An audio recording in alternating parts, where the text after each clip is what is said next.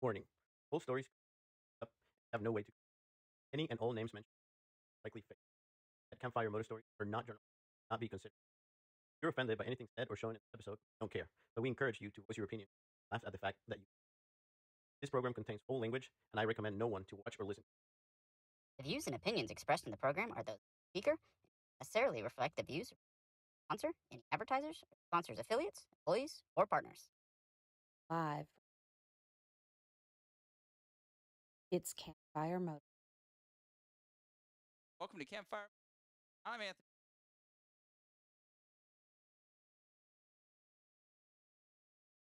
Cast is everyday. Warning: Full stories up.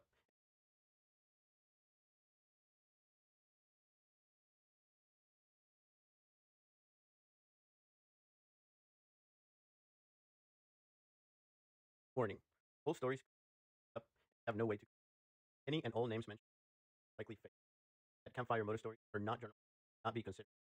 If you're offended by anything said or shown in this episode, we don't care, but we encourage you to voice your opinion. Laugh at the fact that this program contains full language, and I recommend no one to watch or listen. The views and opinions expressed in the program are those of the speaker and not necessarily reflect the views of the sponsor, any advertisers, or sponsors' affiliates, employees, or partners. Live. It's Campfire Moto. Welcome to Campfire. I'm Anthony.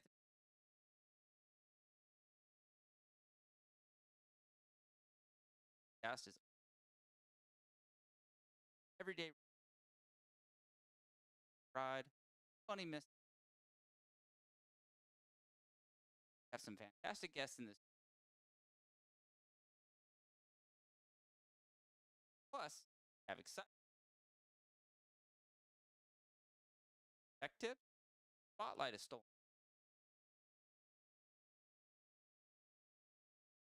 8:30 live viewers. Lastly, 5-year-old. Hey, 5-year-old. Don't forget. I participate. Check out .com and head to. Let's get it started. Another lap around the wall, another request, another call. All right, I can't.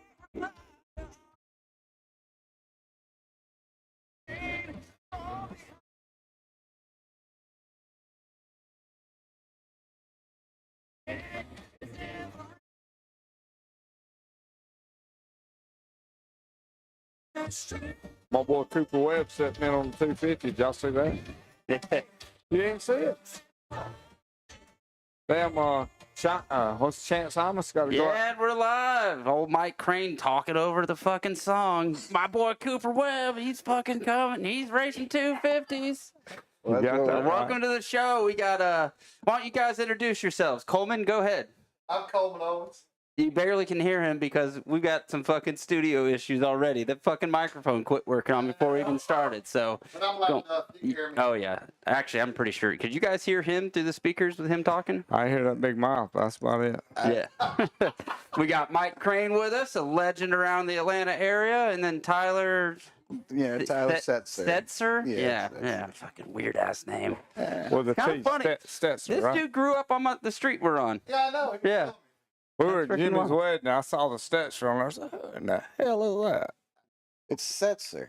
Stetson? Yeah. Stetzer. Fucking Oh, weird. I thought I had a T in Is there. that some weird ass Irish name with that ginger It's beard? German. German? Yeah, it's German. It's So got your a- parents like are responsible for the Holocaust or like his ancestors? I Is wouldn't that say. My dad is from the hills, so I don't think we had any part of that. so? So I always like to start the show off with a little bit of a what I call like an icebreaker, and I did this one last time. Let's just watch this thing again. You guys are all here. I was Is that a there. mullet? Is that a mullet? That's That's a me good in the looking background mullet, to the though. left, sitting No, at the table, eating I'm cake. talking about Anthony with the mullet. There we go. Grabbing Coleman's mom. Oh, that's Coco's mama.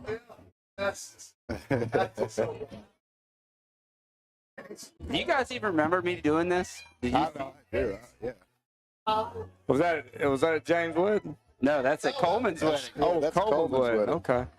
Getting the old pat down. That's so wrong. That's so wrong. That was awful. Yeah, I surprised him with that last time, and he was What'd like, you get your hair cut for? You rocking hell on the mullet. so I think we talked about this when you were on my show. So I used to grow my hair out for 2 years when I was in college, and I'd cut it all off and donate it. So I told my wife that with me working at home, I was going to do that again. And she, it got about to that length, and she had made a few comments about, you got to cut your hair. And after a few of them, I said, I mean, we talked about me growing it out. She's like, yeah, I remembered you looking better with one, with long hair. So basically it was long hair or vagina, you know. So lots of love. Well, Lots of love or lots of love.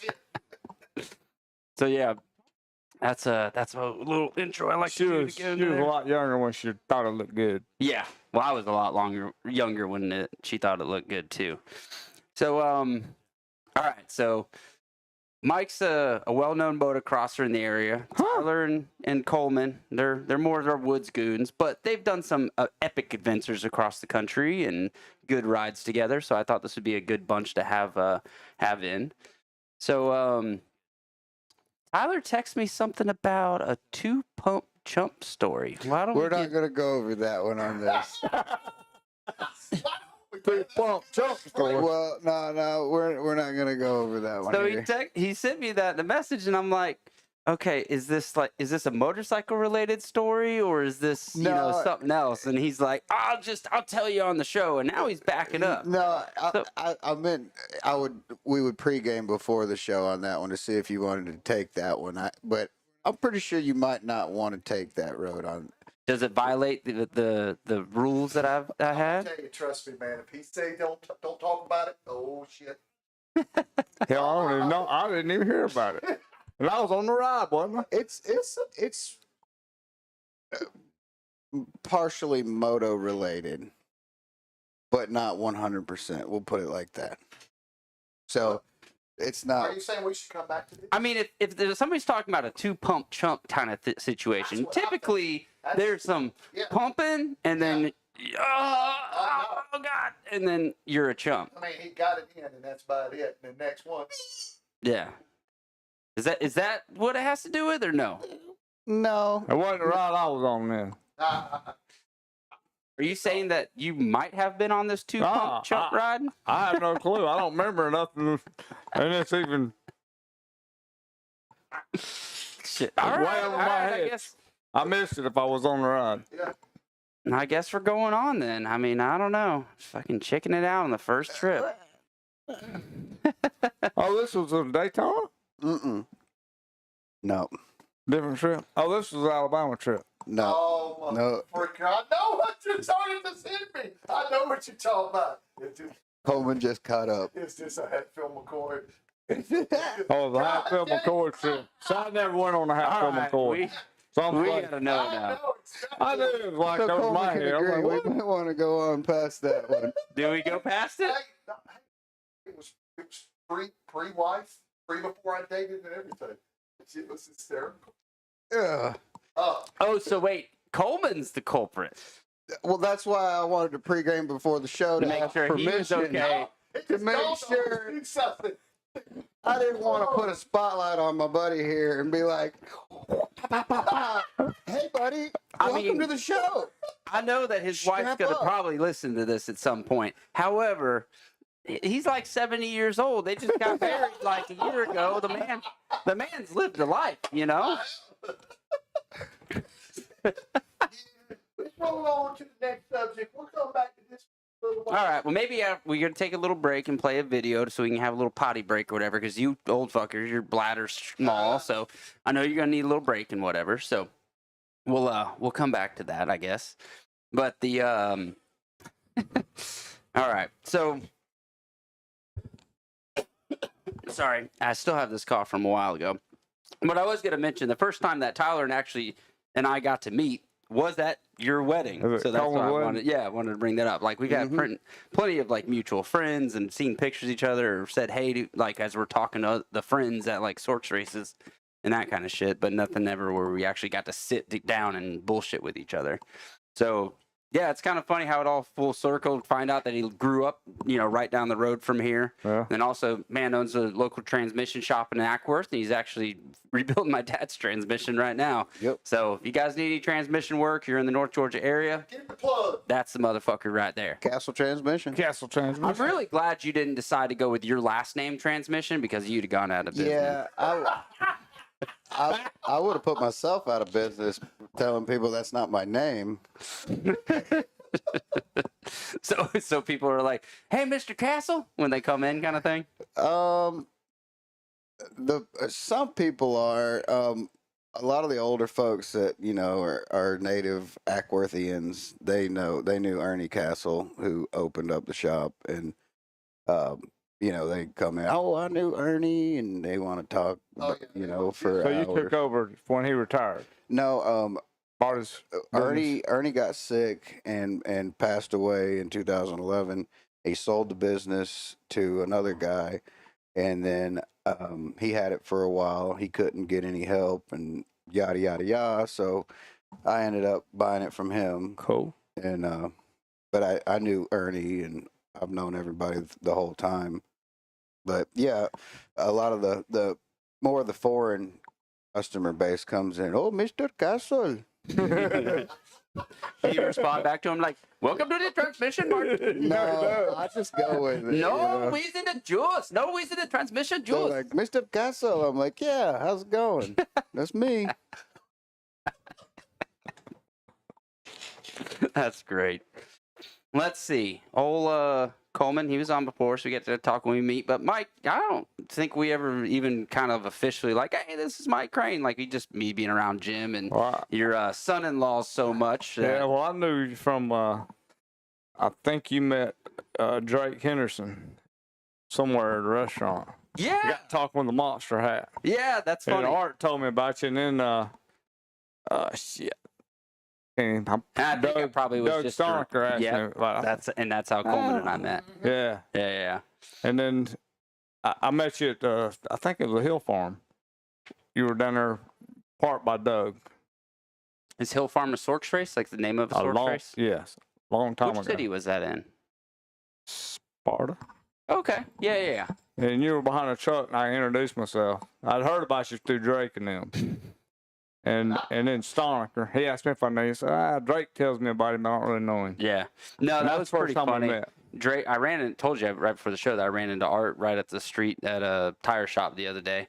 But yeah, just randomly was at Drake and him at a Mexican restaurant somewhere. No, it's a sushi type restaurant, or what's it called? Hibachi restaurant. Okay. Yeah, and up there by Publix or something. Yeah, it was kind of funny because I had on like motocross stuff. Yeah. And he had on a Yamaha shirt, and I said something to my wife because he was a young high school kid. Yeah, he was 16, so young, 17 at that point.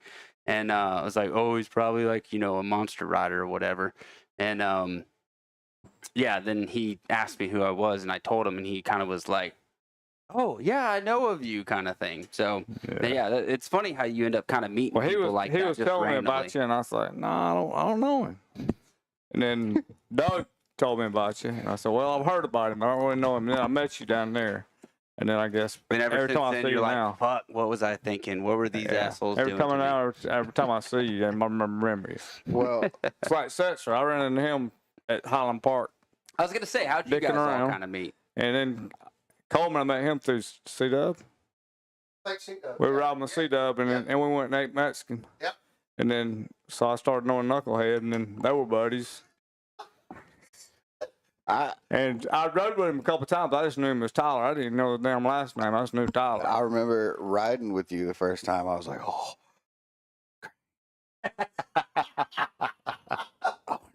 I wonder if he thinks I'm fast. He doesn't. No, there's no way. I was in his way the whole time. Let me tell you something. Anybody looking at this old man right here, I'm putting the camera on him. Yeah, you ain't gonna think much of this dude. Just an old fart, right? Yeah. This dude will hurt your feelings. Bad. Yeah. Break them. Like you're cruising along. I'm the shit. I got it going I'm on. moving. I am cruising. What the fuck was that?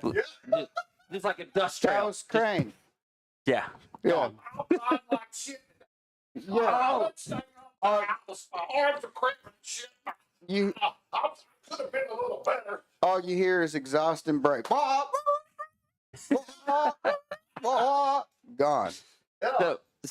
I went riding with him a few weeks, or no, this was 2 years ago, but at his home track, and then he just you can't keep up with him.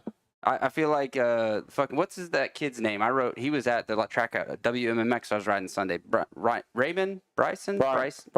Bryson Raymond. Is that Bryson's his first name? Yeah, that motherfucker can't win by me. I feel like you're probably his speed at that track. No. He can roll over there. He's rolling everywhere. He's picked up the space really good.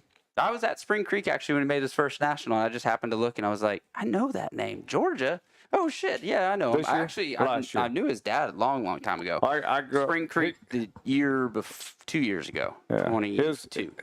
His dad raced with my little brother growing up. Yeah, but I've known him since he was a little dude. So a few weeks later, I get Crane talked into going to this track that closed down in Auburn, War Eagle. War Eagle. And I'm at pace with Crane. We're marking each other on the track, and we're at the same spot each time. And I was like, fuck yeah, I'm riding good. Like I'm able to fucking keep up with Crane, right? We get done riding that session. This is probably the second, third time out when you finally get your juices flowing and you get loosened up. Yeah. And he comes back and goes, I'm riding like shit today.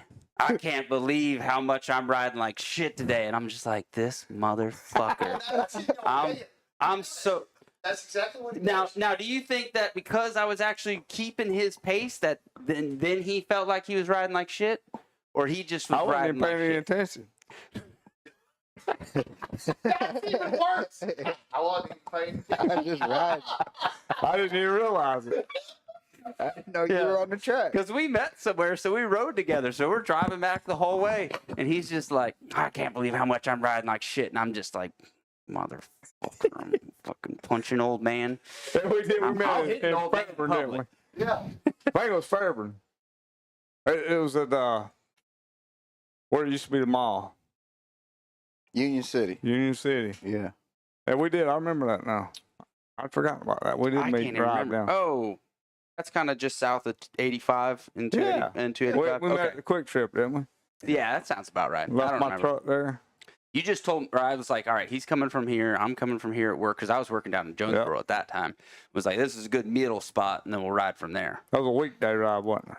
Yeah, it was like a Wednesday night kind of thing. I remember. It sucks to see that place close down, too, because that was a damn good track. And I think that I saw somebody ran his equipment into the lake or ruined it or something like that. I have no idea. And somebody basically sabotaged the poor man's shit. And then after that, it kind of went belly up. So, and he was actually a woods racer because I talked with the guy and he knew one of the guys that was on my 24-hour team, Justin Terry, the redhead dude.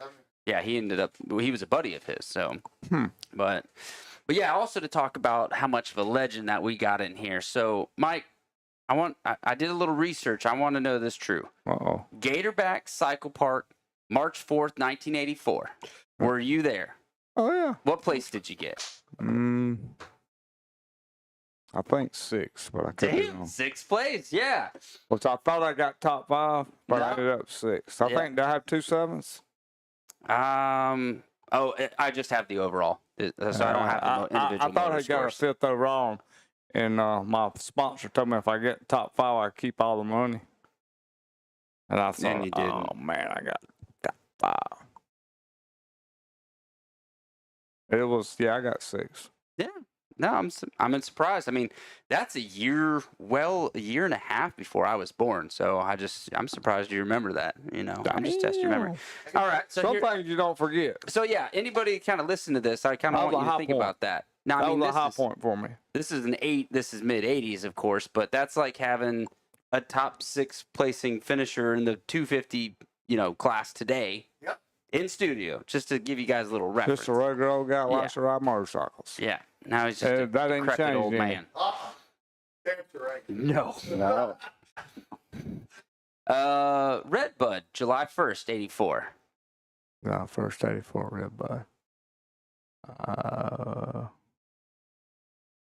Maybe a 12th overall. No, you got 11th. ninth. 9th. And the next two were actually 12th. So High Point and Spring Creek in 84. So you had a good year in 84. Is that when you turned pro and got your license and No, stuff? 83. 83. Oh, actually, yeah. So 83, I got a top. I got a top 10 at High Point in 83. that didn't show up on here. Dude, So, Hangtown, March 27, 83. Were you at Hangtown? yeah, it was like 17th, maybe. It might have been 13th. Had a lot of 13ths. Not Hangtown. A long time ago. 21st. That was in Well, 84. I mean, you didn't even earn pro points on that. Was that race. I 84? mean, I kind of want to kick you out. You Was got that 84? 21st. No, 83. It's hard to remember. Is Scott your dad? That was a muddy one. Scott? Yeah. No, Scott. That's right. There's a Scott Setzer. Yeah, that's my son. Oh, your son. Okay. You said Coleman's mic messed up. We know it's messed up. He's just gonna have to share off mine. No, look, I actually destroyed his mic on purpose so we can actually just talk shit on him, and all he can do is just at that point just take it. You hear mumbling in the background. Yeah. He's gonna have to take it anyway. Yeah, well, that's true. You can't rebuttal though. But Saddleback, 83, 13th place. That was another 13th place. What was Saddleback like back then? 83 was great because it had rained a little bit. Mm-hmm. 84 was details like it that. was hard as this right here in Blue Groove. Yeah, he got a memory like an elephant. Yeah, It that's was Blue ridiculous. Groove.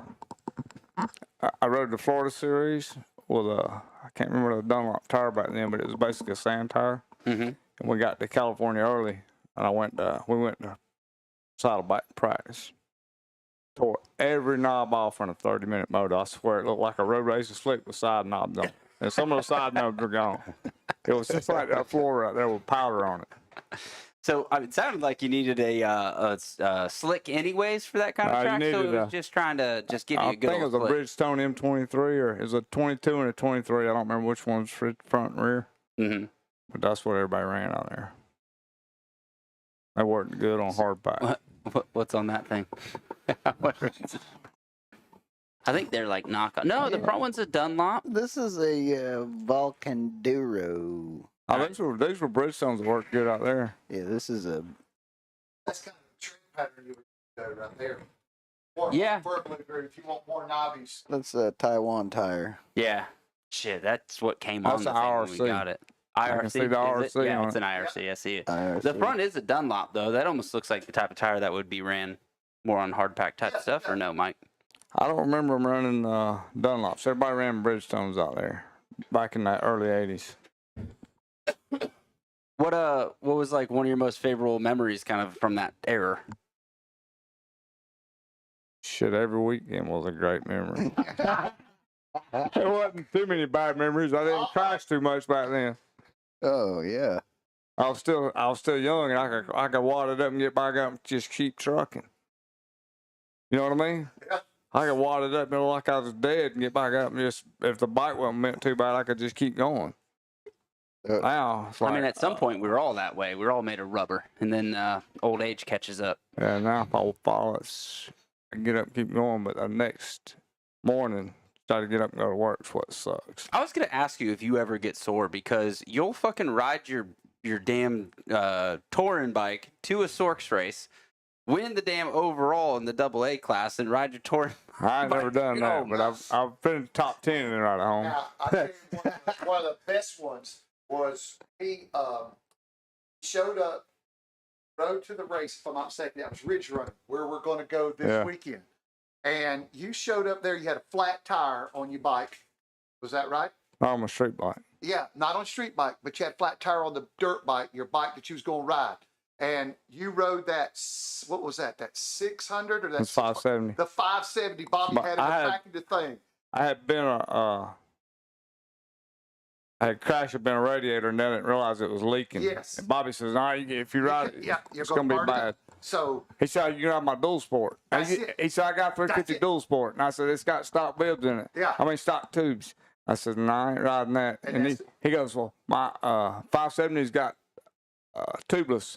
that's it. I said, "I'll ride that." Yeah. And this sumbitch took and rode that bike, that 570. And I'm serious. I think that day, he finished fourth overall. That's right. He finished one step off the podium on a fucking 670. What was it? 670? 570. 570. All right, because I'm not sure exactly what bike this is. So this is It's a what? Husky. Hoosberg. Yeah, Spur. That's right. It's Bobby's Hoosberg. Oh, I don't have them in my old phone. I used to have a video from it on my. A Huskaber. What year? It was a slanted motor, whatever that was. So 16. Oh, Just do it. Just- Oh, five. Eight. Just do it. Hoosberg 570. It'll come up. Yeah, that's right. That thing. FE5. Can you put it over here? Well, yeah. Well, I will. But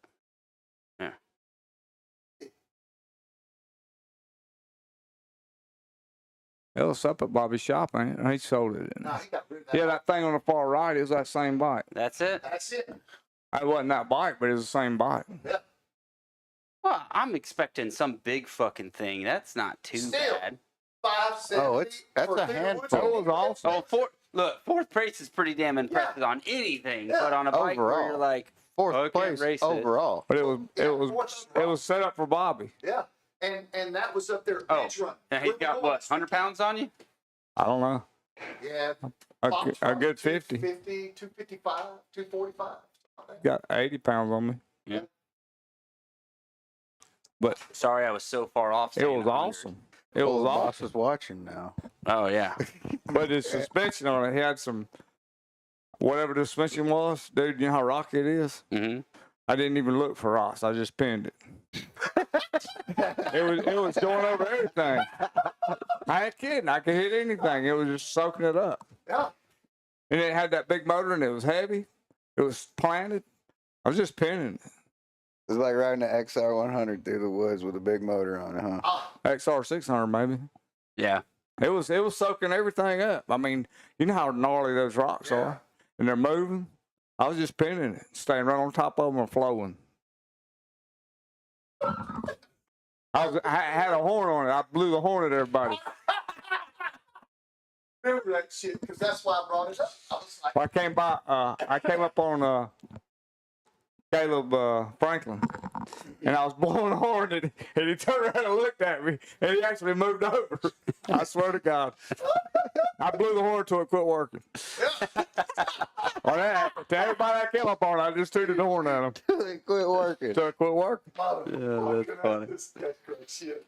But Caleb, I swear to God, Caleb Franklin moved. He looked back, looked at me, and he just moved out of the way. He knew. He said, "This something doesn't caught me on this thing, man. Fuck, I'm moving." Well, we started on the same road. Yeah. It was fun. I had a good time. I fell over in the scoring tent because I couldn't touch. I swear to God, I come in there. Wow, I fell over. You serious? I swear to God, I fell over in the scoring tent in that bitch. I ain't lying. Did they help you up? No, I picked it up and took off, but Stood on 1 foot peg and drove right off. I just got- I just Like got- he does on that BMW. I was trying to, yeah, I know you ain't supposed to pass through there, but they were in my damn way. Sitting there, my handlebar down on the pole, and it fell over.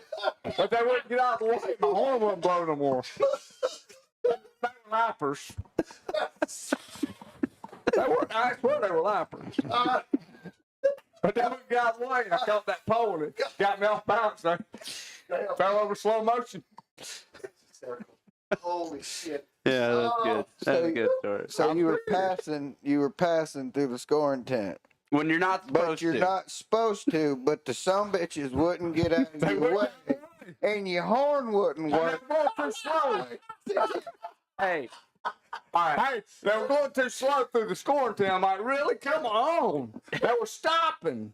Oh, God. Oh, they're looking at the thing. Like, Just hit 'em. stop, look at your thing. It's like, They were fuck, we're in a, stopping and looking we're at in a the race. scoring Let's go, Look, people. I'm not falling because of that. I'm clipping their handlebars. They're gonna fall. I'm out of here. Yeah, but I was already kind of committed, and they stopped, and when I put on the brakes, I got off balance. Damn, you got me crying, Oh, This shit.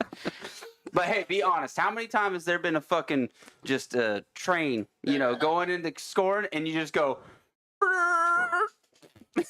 into the front? I'm like, what are y'all doing? I've done that several Well, times. Yeah, that too. It all depends on what the back of the helmet says. Yeah.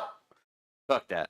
No, But they stopped to look at the thing instead of going. Yeah, Dude, instead of you're going. racing. Yeah. Don't worry Yeah. about it. Just go. no, I don't. I don't care what place I'm in. I'm going as hard as I can go. So a little pro tip to make yourself feel better about that. What you do is you bump somebody in the back of the line with your elbow, and then you fake whiskey throttle with your feet off, and you do one of these. And then you stop right at the front, and then you get over, and then you go in front. I suppose that would work. Or you go into it real hot yelling, "No brakes! No brakes!" And That's then, actually happened to me before. like, you actually ran out of brakes. I had no brakes coming through the scoring tent. Where was it? It was winter series, Sorks, somewhere down south. That was when we ran. It was the 2015 season when we ran that when me, you, and Questenberry Yeah. won our respective classes. Yeah, That's and right. and second lap, it was straight mud. It was swamp. We were literally, it was pouring down rain. The track, all the trails were on the edge of a swamp to begin with. So when it started raining, the swamp grew. So the whole track is just a pond. Like, you can't tell where you're going. You're looking for markers. That's the only way you can tell where you're going. You remember what? You remember? The picture on the championship plaque. Remember where the tire is Yeah. slide? That was that race. That was that I know race. exactly which Yeah. race you talk about because you lost it because of the mud where your brake out. Flap and you out. pushed They the were gone. piston out, that son of a bitch. You lost. What race was it? Oh God, man, it was. It was down there by Warner Robbins. It was down by Robert's house. Perry? Yeah, It was Perry. I think it was Perry. Yeah.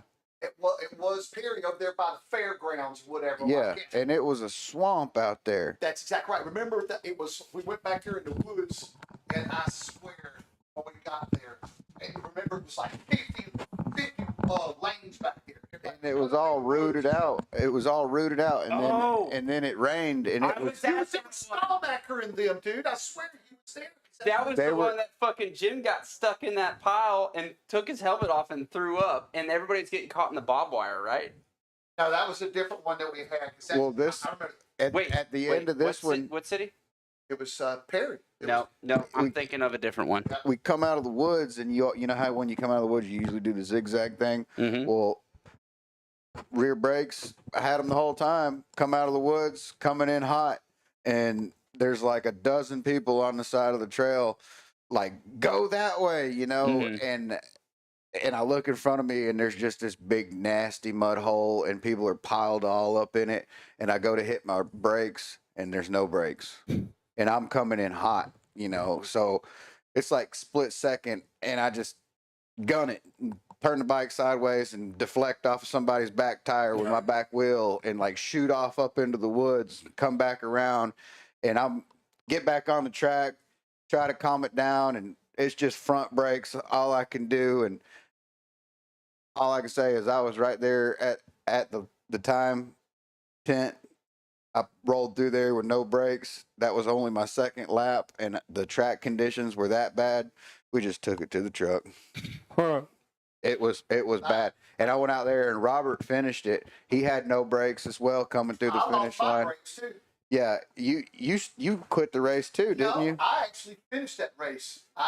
You did. Yes, Yeah, I that's right. finished that You race. did. I watched you. I got pictures of you That's and right. Robert. I stood on the side of the track, and y'all come up. You're like, "What the fuck happened?" I'm like, "No brakes." Robert like, "Hey, come on, let's go." Is that exactly what he sounds like? he did. Oh He man, did. Robert bless his was a soul. trip. Yeah, no, that's what I was gonna say. Coleman and I gave a little tribute to him when he was in last time. So I was gonna ask you guys some good memories of him. What's like your favorite ride that you got to have with that guy? Let's give him some honors. I don't think I ever rode. Are you sure? Or are you sure you just didn't fucking leave his ass and that way you didn't ride with him? Well, he raced with us. They were on the same track, but Yeah, just go riding. I never went with him. I didn't ride the enduro road with him or nothing. I'll tell you, I never went on a West Virginia trip. there was to put it to you like this, there was so many good rides with Robert and so many memories with Robert. I wouldn't be the rider that I am today if it wasn't for Robert That's Crestonberry. awesome. And see, I never got to go on one of those trips. When I had this raggedy ass Yamaha, clapped out suspension, might as well had water in the damn forks. And he's saying, you can go up that. Just go. And I'm sitting there like, are you crazy? And he just hops off, beep, beep, beep, beep, right up through there. Come on. And you know what? I have no choice. I'm going. And then, I struggled with that bike. And Was that back when you first started riding? Well, no, I've been riding for a long time. Yeah, but that kind of riding. Yeah. So I went and got my KTM, and, he wasn't, Coleman wasn't able to make it when I got my first KTM. When me and Robert, it was just me and Robert trip. And me and Robert went up there, and the trip before I had went to Hatfield McCoy with Robert and Coleman, and we had a great time, but I was on that Yamaha, and it was so hard to handle that Yamaha up there. It was a 250F. It was built for track. Like, it was just all over. Bike. It would deflect everywhere. So, I get this KTM. Robert's like, we're going back up there. I'm going to show you what dirt bike riding's about. So we go up there, and the time before, we were hitting the hard trails and stuff, and it was just so exhausting. I go back up there on that KTM. It's just like riding a butterfly across the mountains. Yeah. And he's like, he helped me learn about, your suspension, how important that is, and your traction, and all different kinds of things. The jetting on your bike, Everything. Taught us a lot. Yeah, and he. And Coleman too. He pushed us to be better riders, and we're outside your comfort zone. Yeah, in a heartbeat. We've been midnight, pitch black, out in the middle of nowhere. On your helmet. Yeah, that's it. Trying to get home. We come through a big storm comes over the mountain. Trees fall down over the. Oh, you were talking about that on the last trees show. fall down over the trail. Trying to go back. Yeah, like we're by the end, we're just like, fuck it, and ghost riding the bikes down this cliff, just these big old ravines. Like, we don't have a choice. Like, we can't get over this shit. We can't go around it. Our only choice is there's these switchbacks, and I'm talking, you've got like a 12, 14-foot ledge. And on some of them, you can ride it down, but mind you, you've only got 8 feet to stop. So you do a 25-foot vertical drop. Just about. You've got 8 feet to stop before you go. That's it, and then down and up. Yeah. So, we lay the bikes down on their side and slide them and hold the back tire. Shimmy them down. down The damn mountain with the son of a bitch. Yeah. So he pushed us. Y'all making it sound like West Virginia is a lot of fun, guys. And this was in the dark? Yeah. Well, this was by choice. But it was in the dark? Yeah. Oh, shit. It was by choice. and I'm talking 25, 30 miles. To get back to where you're at. And then. That's a good day riding. 100 miles in a day. 100 miles. Oh, Crane's like, what's the big deal? Hey, it don't sound that bad, boys. What's the fucking problem? Well, this isn't like vast terrain. This is gnarly. Yeah. I know Jimmy and them came back talking about. Yeah.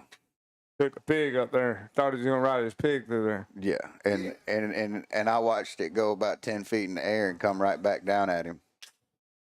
He got we were 500, didn't he? Yeah, we were trying to get up this hill, and him and Alex, we got up there and they're like, we're going to ride the big bikes the first day. And they're like, all right. They go out there They and didn't know what they're bust getting the into. blinkers off, and they put their tags in their backpack when they picked them off at the bottom of the hill. Kickstand on Jimbo's bike. Yeah, and like realize this might not be a good idea. Yeah. So Alex wishing he had a 300 up there. And I'm sitting over there with my 300 with a trials tire with like 3 pounds in it. Go. Well, you know, when we went to Idaho, they didn't have nothing but 300s out there. 300s. The whole fleet, it was all 300s. Yeah. You could ride a 300 or you could ride a 300. Or 300. So you can ride anything you want as long as it was 300. It's 300. That's a good fucking yeah. deal. I'm not kidding. That's all they had. I'd ride it. That's all only choice you had. I'd ride it. Yeah, I remember when Jim and decided to take his fucking 600 up there. It was a 650, XR 650, realistically. Yeah. But yeah, I remember him bitching about it in the fucking group That's text. a heavy about bike. it. Heavy. Yeah, It was called a Hey, at pig least for a he's big reason. dude. Well, he was headed up this pretty steep hill, and he skyrocketed that thing. Like he tried it a good couple few 5-6 times, and then he was like, all right, I'm getting this motherfucker up there. You know, he had enough. Yeah, he lost it, and you just. I mean that big old pig, and then it hit the rut just right, and it sent it straight up. Did they have good tires on it? I don't know. They had the equilibrium on it. All I can say is that shit lasted about half a day, and those two dudes, Alex and Jimbo, were toast. They were like, fuck this shit. And then Jim brought his little brother with his Will. And yeah, poor old Will. We drug him everywhere up there. He's a wild man, too. He is, boy. He is a wild card. We would all be at the top of this mountain sitting somewhere. Where's Will? What?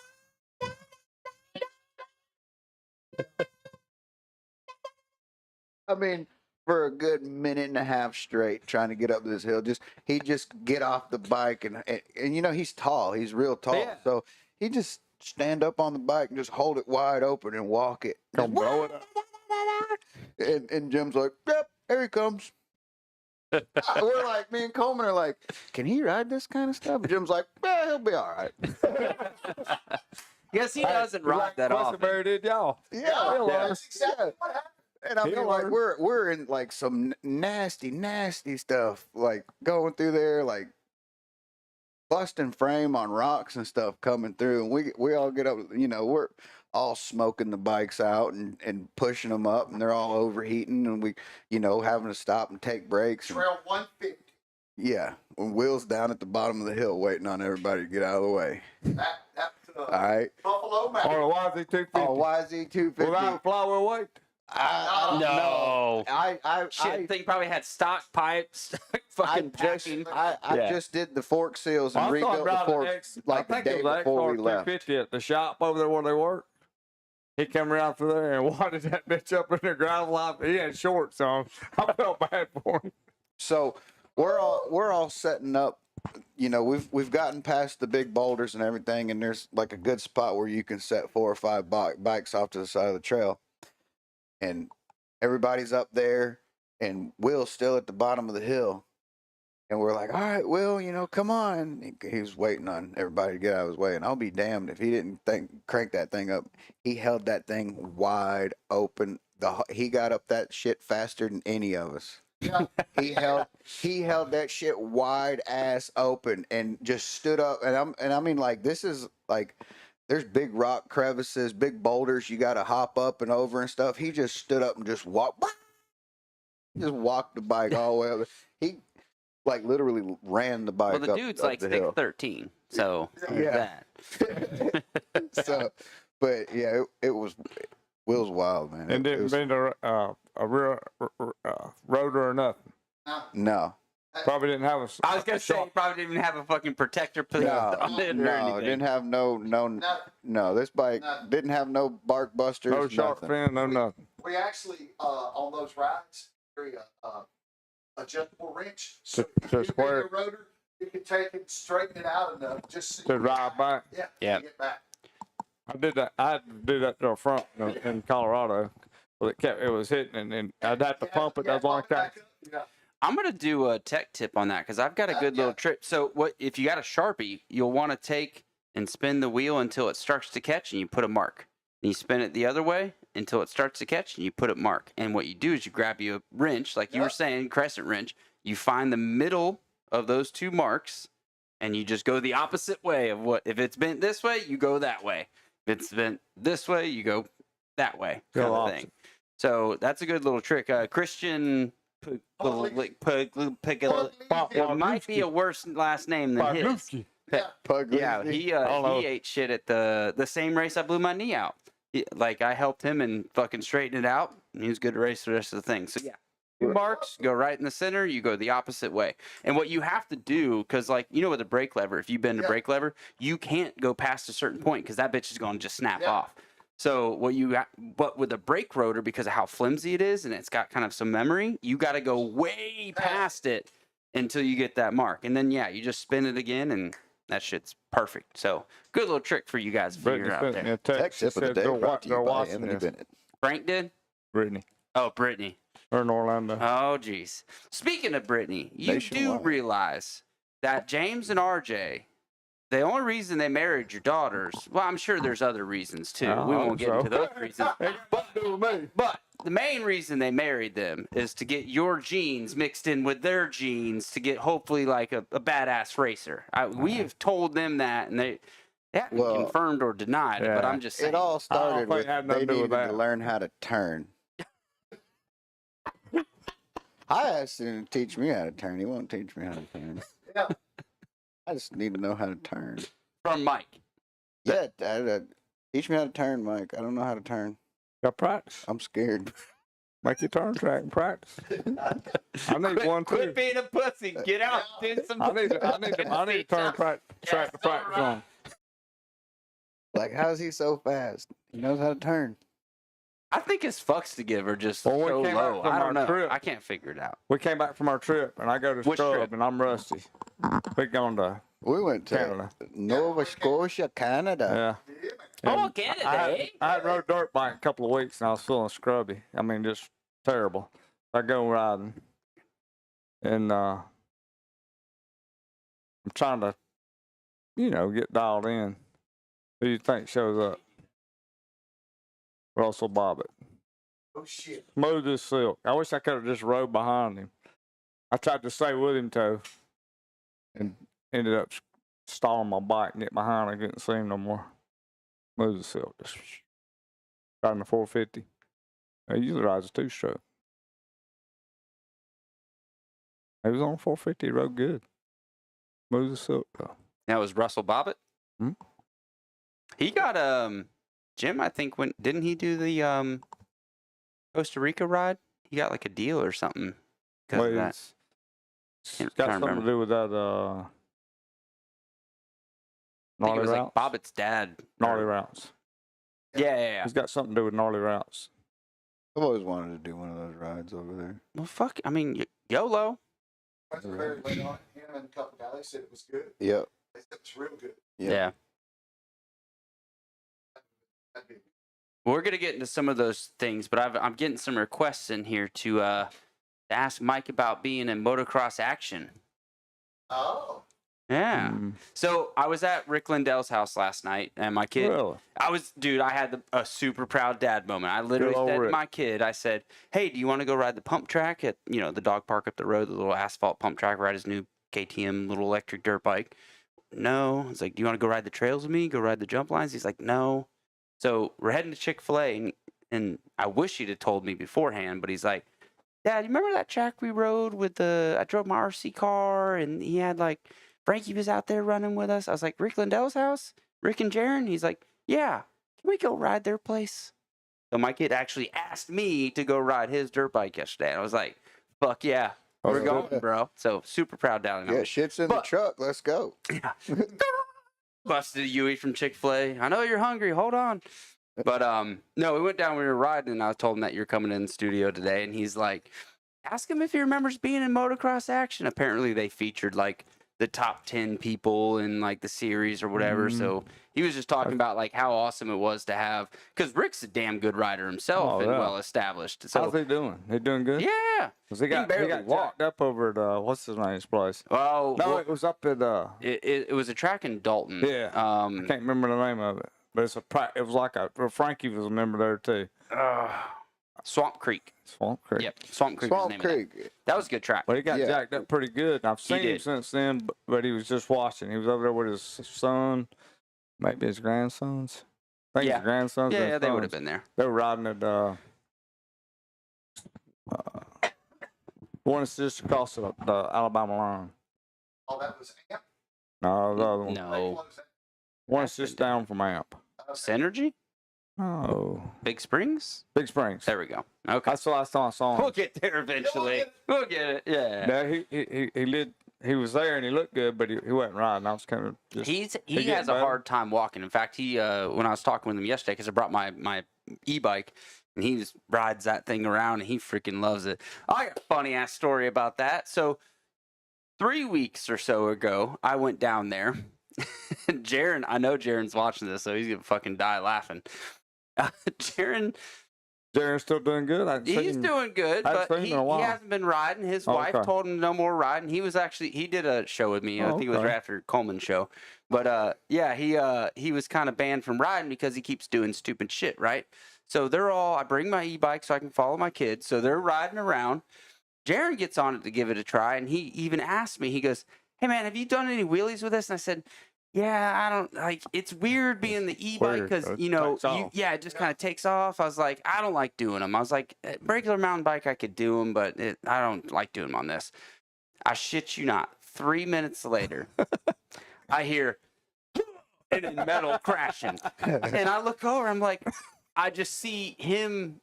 The way it was looking, I thought he like tucked the front or whatever, and his wife is 10 feet from him, and she's like, "What are you doing?" So I was like, "What, Jaron, what happened?" He's like, "Oh," when you got the fucking breath knocked out of you. I'm like, "What happened? Did you like tuck the front?" He goes, "No, I see why you said you shouldn't wheelie it."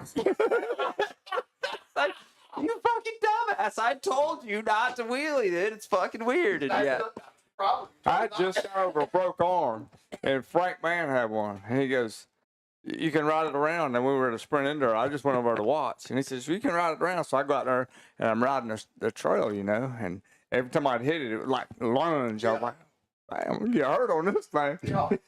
But I made it through. But I could tell trying to ride a wheelie might be weird on it. Oh, yeah.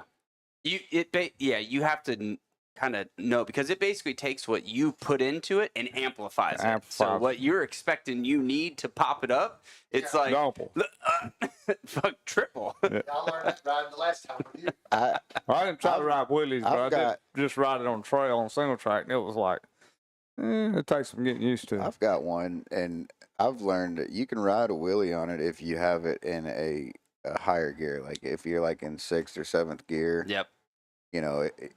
It when you first take off, the strain is there, but then the motor kicks in, and it's just like, and you find that point, and you just pedal it out, and you're already in a gear where you just barely got a pedal. So yeah, but how long did it take you to figure?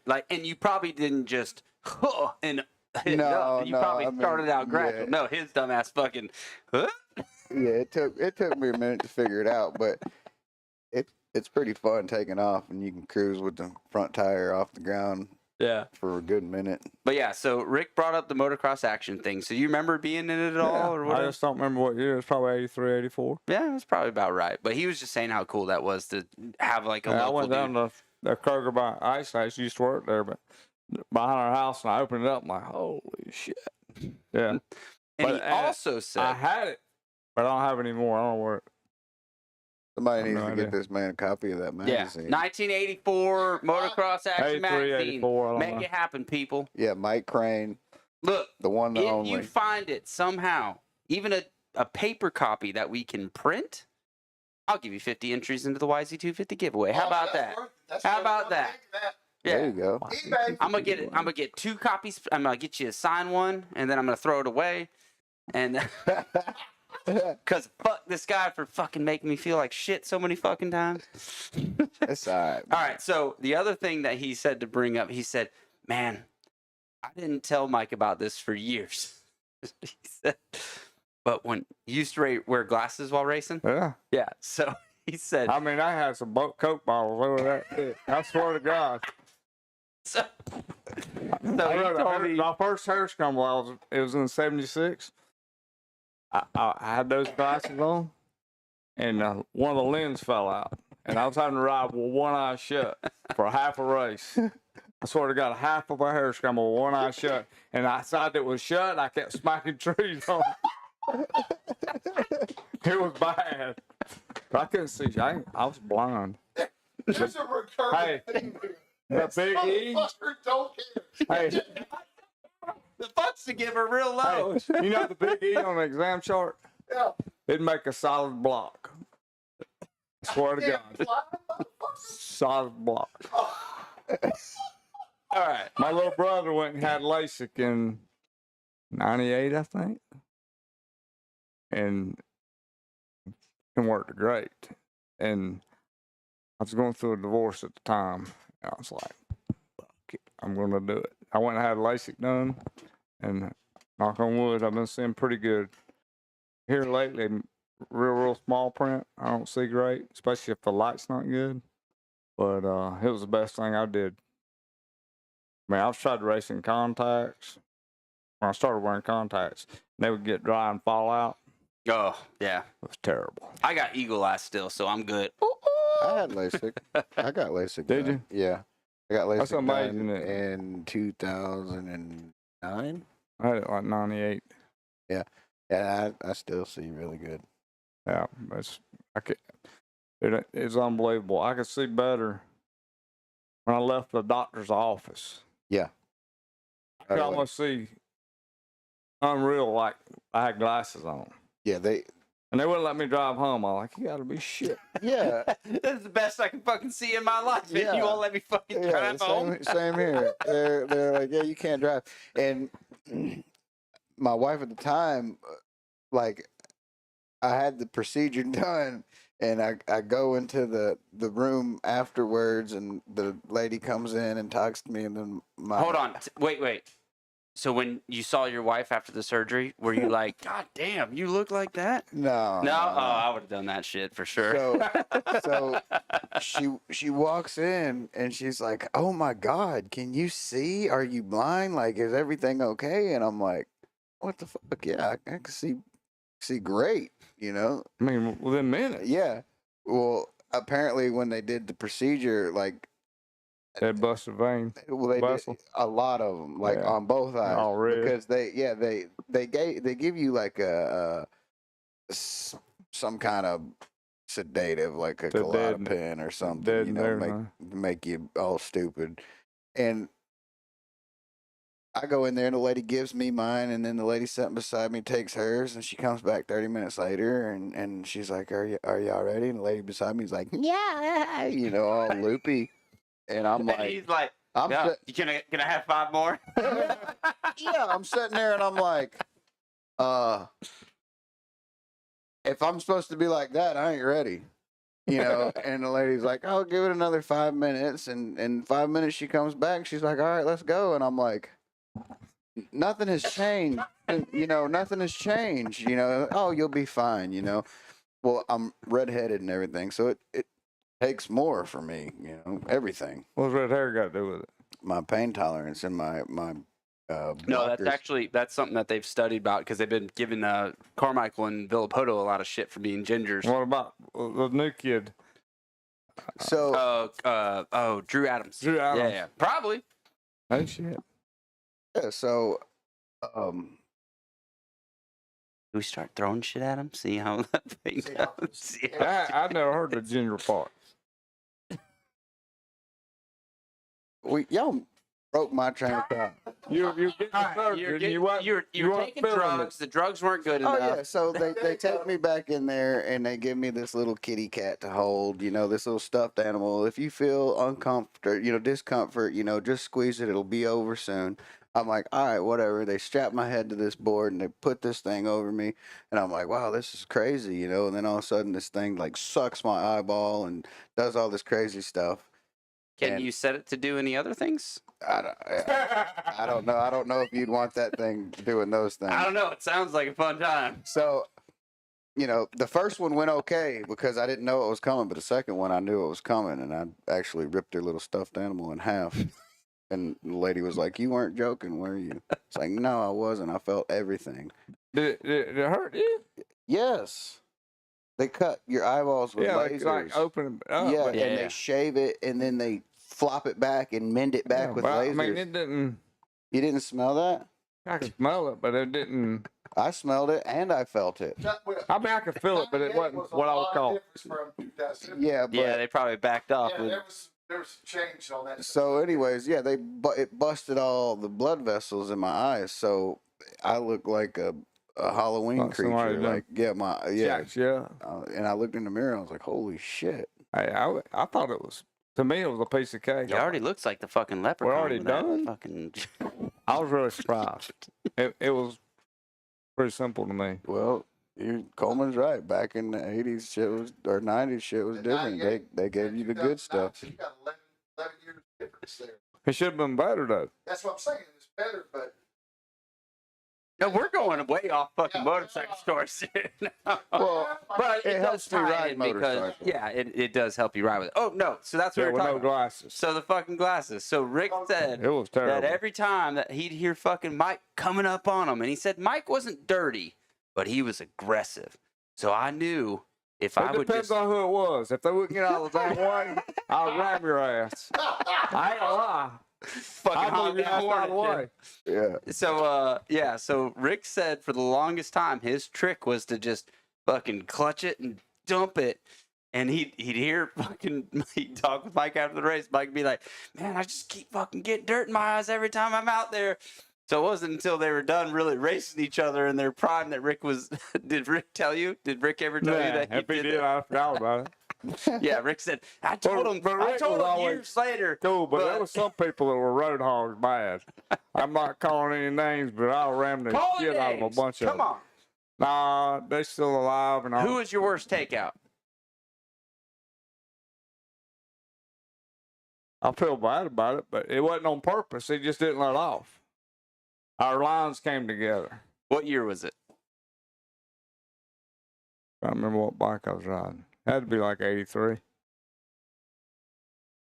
I think I saw It in was the a big things money race. Kawasaki. You were on Kawasaki's in Yeah. that time? Yeah, but it was at a capital city. They paid really good money. I'd go over and make $400 just every Sunday. Well, every Sunday they Capital ran City. That was like Georgia. Montgomery. Okay. But one of my buddies, Mike and Garrett, he was a little younger than me, not much, but when he's 3 years younger back then, it seemed like a lot. He was just getting up and getting really fast. I was kind of just before I started going downhill, and the lines were coming together, and I was going towards the front, and I didn't give a shit. Either back off or you're going down. And I clipped him bad. It was terrible. I was like, dang, I felt bad because he was a good kid. But I cleaned his ass out. And then I was just like, dude, really? that's his favorite one. Did you not hear it coming? I was wide open. I do check up. I felt terrible about it, but good kid too. Hey, racing's racing. Yeah, Rubbin's racing. But I didn't ever. He had to really be in the way to get takeout. That was a freak thing. It was I expected him blood off. I wasn't. I had the line. It happened. That's it. It's a racing thing. It was a race. Hey, Yeah. get in where you fit in. What I'm saying. I mean that's kind of my life up until I met my wife. She's not Usually listening. where I is she? fit in, I had a lot of extra room though. I don't want to go down that road. Only Anthony. That's it. Only bad. That looks like Bentley on the back of that thing, though. No, it's Bent It. Oh, Bent It. All right, so that was a pretty funny story. We're actually going to play a story kind of from that time frame. My old boss that I worked for like 05 till I moved up here in 07, he sent a good story. But they built this badass KLX 140 and put I forget what size motor they put in the thing, but they stroked it, they bored it to the biggest it could, did all this cool shit to They it. put some suspension on it.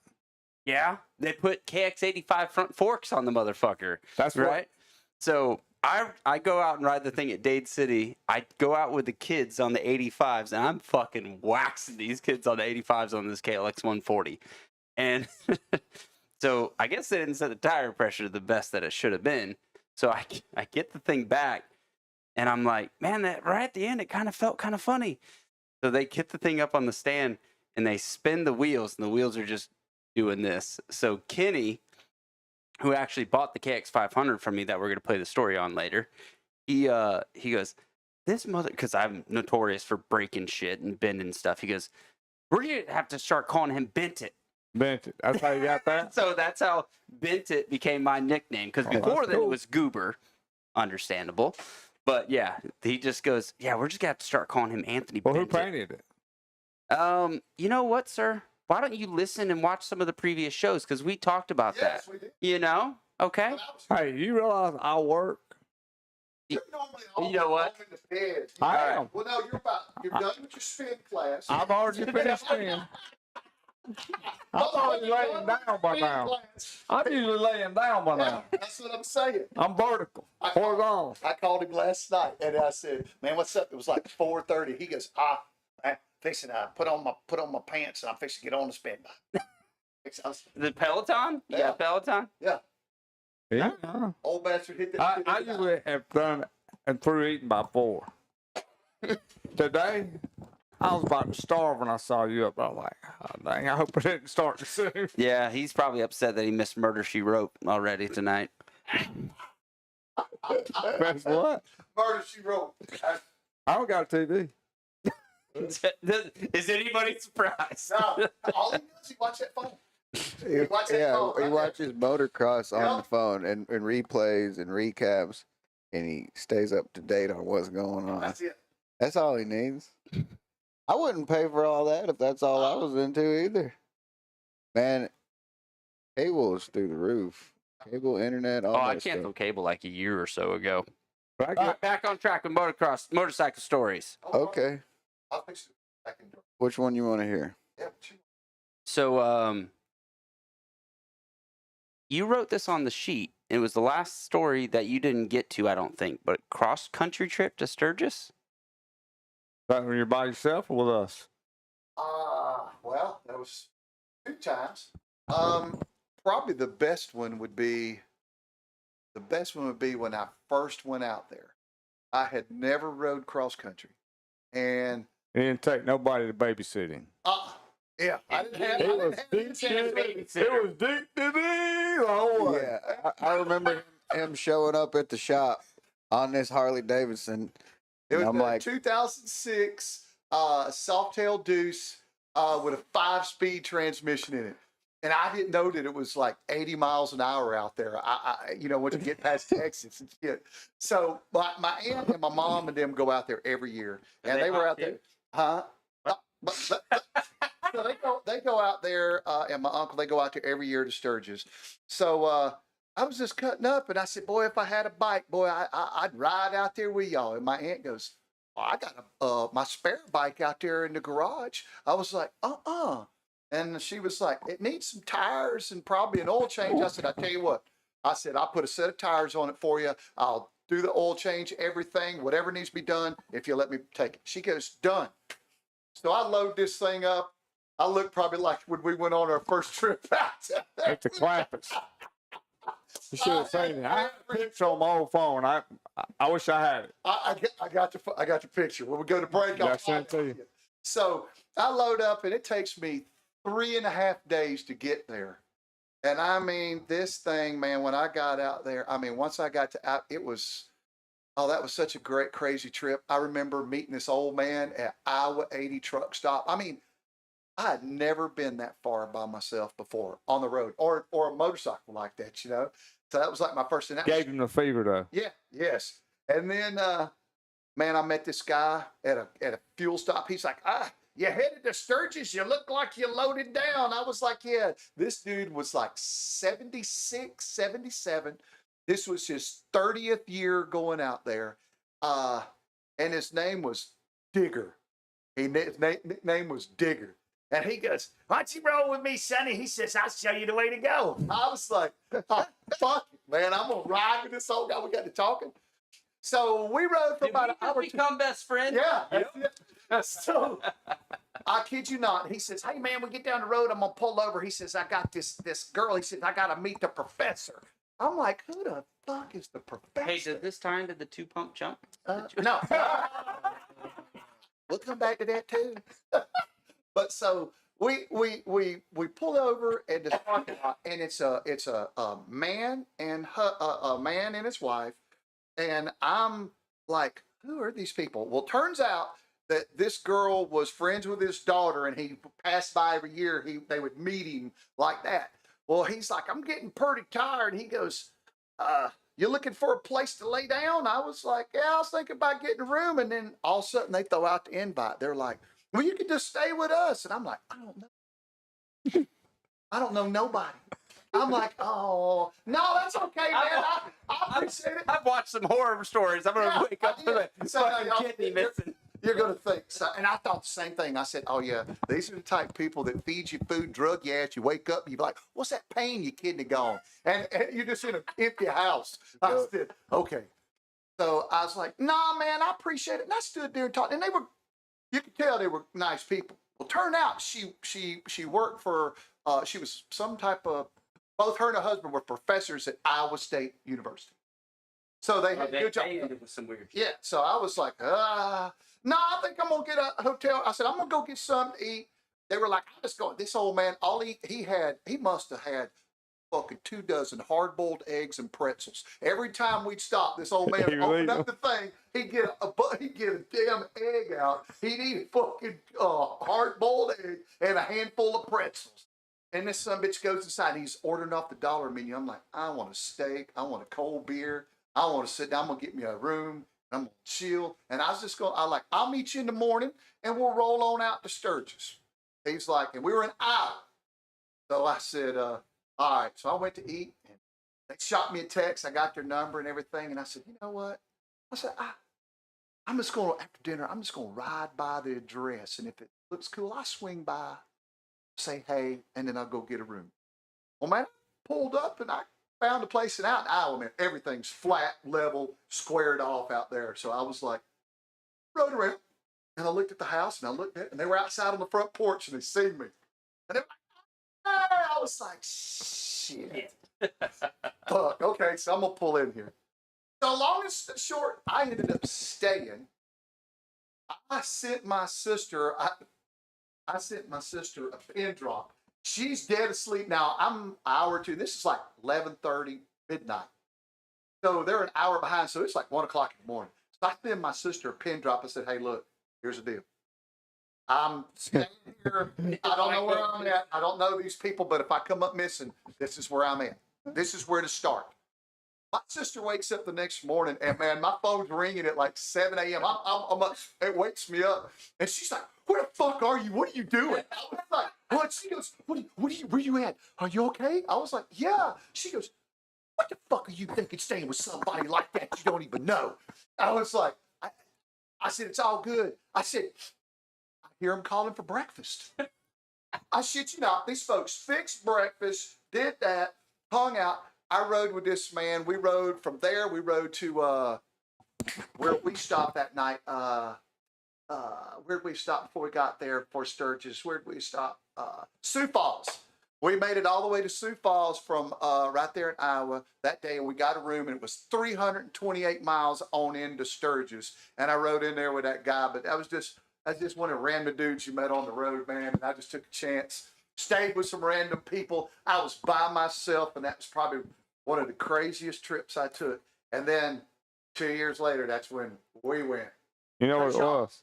It was the grocery store smile. I did, but The grocery store smile. Flower store, I ain't even gonna go You there. gonna go into that one? You're a single man. It sounds like. I mean, That's what I used to tell them at the shop. Boy would be up there working, and they'd be like, "How the fuck you get these girls and these women you talk to?" I said, "Hey man, it's that grocery store smile." I said, "Where we go?" But I say I go to grocery store. I say it every time I hear about it now. Hey, grocery store smile. Hell, man, when I go to grocery store and I'm single, I try to make myself look good, smell good, go looking nice. And man, and girl be standing in the aisle and she be looking like she's trying to grab something. And I just smile at him and I grab that number. What's up? And ever since then, that's what he'd say. I walk in the shop and go, "Give me that grocery store smile." Especially when we're on a ride. Go out there, Coleman. damn, that was a good story, Coleman. That was really good. I wasn't sure where that was going. That was a better encounter than what we had up there on the side of the mountain in West Virginia. Hey, y'all seen anybody else out here? Oh, God dang. Oh, that one. In the middle of nowhere. That's another good question bearer story right there. Yeah. Now, that was when we went up there and his daughter, she was small, and her son.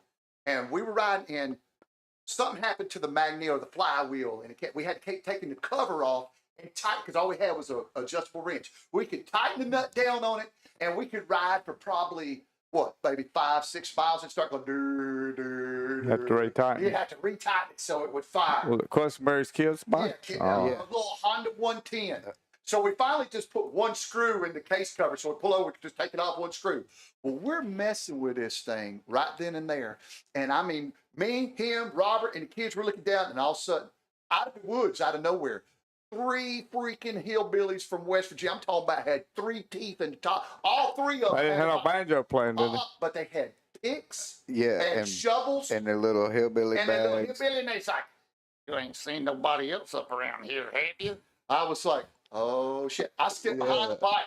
I was like, "Oh shit!" So what it was, they were digging for what? Ginseng. Ginseng. Yeah, ginseng. Oh. And they thought, yeah. They And, was up hey, there singing. and I'm telling you, man, they up there ginsenging, and I'm telling you, they kill for that shit. Yeah, up there. that shit's hardcore Yeah. up there. That's not the first, or not the only run-in we had with them people. There was another time there where it was just you, me, and Robert, and we, And they were looking for the root. yeah, we rode off. They had a sack of this shit. Like, and they were like, "Look at what we got, boy. We get Yeah. $100 for this shit." I'm like, "God, I didn't see nothing. I didn't see nothing." Well, Well, hold another. on, back up. What the fuck is ginseng? That's a root. It's a root. Ginseng. Ginseng root. It's like what's in your energy drink Yeah, and stuff. Yeah. yeah. It's in. Yeah, it's The- in. You never heard of it? The Chinese. Yeah, but I'm thinking it's like some drug or like. No. I mean, The root.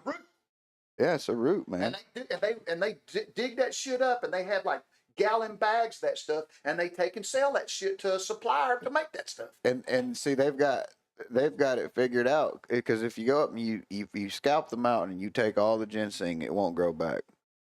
So if they catch people out there ginsenging on their plot, and they'll come and take all of it, and it won't grow back. And it takes a long time. Like a good sized ginseng root is, it's old, it's way mature. It takes a long time for it to grow. It's not like growing a pine tree. Yeah. Damn, yeah, that's something I've never heard of ginseng growing or any of that kind of Have shit. you ever seen it on those little TV shows?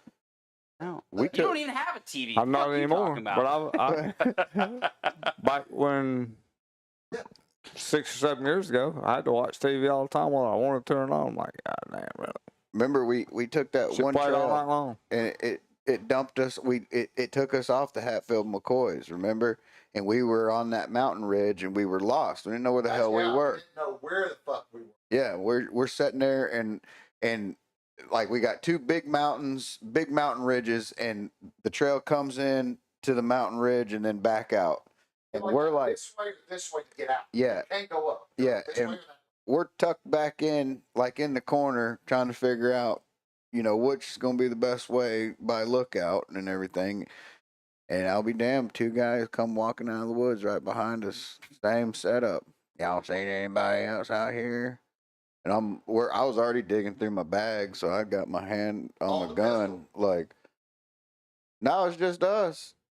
How y'all doing? Did you hear like? In my head, yes, I did. They didn't have no Yes. cross or damn But- compound bows, did they? But I mean, they didn't want any trouble. No. You know, they didn't. Just making sure y'all wasn't hunting or ginseng. Yeah, that's We it. just riders. We're riders. That's Yeah. it. Once they figured out, they didn't want no trouble. Yeah. No shovel, no picks. So, but if they discovered you were hunting their ginseng, was that the end of you? Who knows? Probably, yeah. Probably. Jeez. They're in the middle of nowhere. Yeah, they'd be down one of those mines up there. Damn. So, I'm gonna try to rotate out some stories that I've taken notes on. So, Tyler, you messaged me about you want to talk about your first hard enduro at Gary Barr's house in Alabama. Alabama. Yeah, that was a fun race. That was my first hard enduro that I ever did, and I didn't race the gold class. I raced the silver class because I didn't know what to expect. It was my first hard enduro. I wasn't gonna jump in balls deep. So Never jump in balls deep. no, I No. didn't jump in balls Yeah, deep. you end up no. with a 2-pump chump. Yeah, Okay, we come back from 2 pump chump wasn't with you though, was he? yeah, he was actually. We're Oh, gonna come really? back to this. Yeah. So it's Robert Questenberry and Coleman, and three amigos. We're up in Alabama at Gary Barr's place. It was the first time he held the enduro there, and I gave it my all. And I think there was like 2 people in my class. I got first place, but I had a great time. It was fun, hanging out with everybody after the race. Well, that night, we get settled down and we're all in the camper, in Robert's camper, and Robert had a toy hauler. So me and Coleman have cots in the back set up on each side. And we're settling down, doing our Campfire Moto Stories in the camper, Nice. talking shit, Nice little plug. talking about, the race and whatever. And then we all drift out. Well, about 2 hours later, I wake up and my entire body is cramping. So my first reaction is to walk it off. Whenever you cramping, you usually walk it off. I jumped straight up out of that cot and got stiff as a fucking board and just plopped over like a 2x4 What, on your top of hamstring? my whole body, everything. My arms locked. I mean, I was. Did you know what to do? I couldn't do nothing. Look like when did Billy go to fucking Yeah, I was like a fainting goat. Yeah. But did you know what to do to get rid of it? Well, that's what I'm getting to. So I stiffen up and I just fall like a 2x4 right on top of Coleman. And I'm screaming, help, help. And Coleman wakes up. What the fuck, man? I Get said, off what of the me. fuck you doing on top of me, motherfucker? And I'm like, I can't move. I can't move. Rub it. Rub it. He's like, Robert's up that fucking yeah, right. Rub what, motherfuckers? What y'all got going on?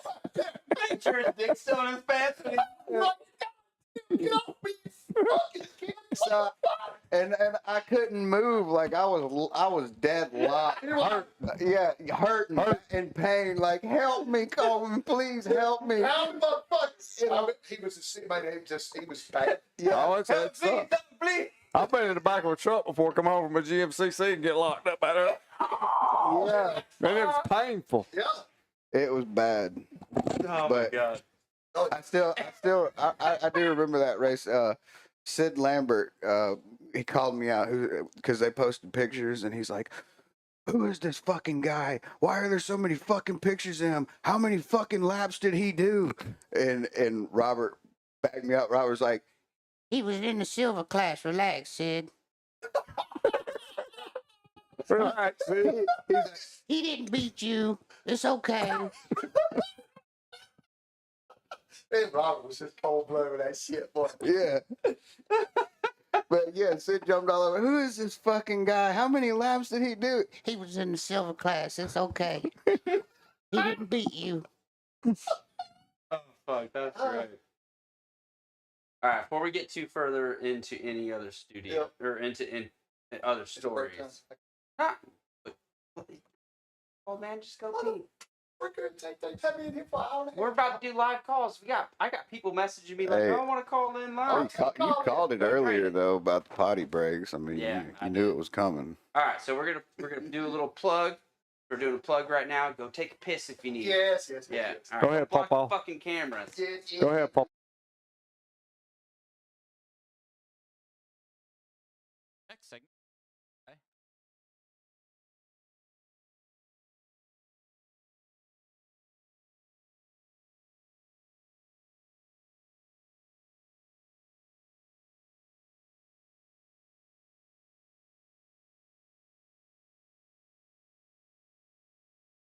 Check out this Japanese. Also,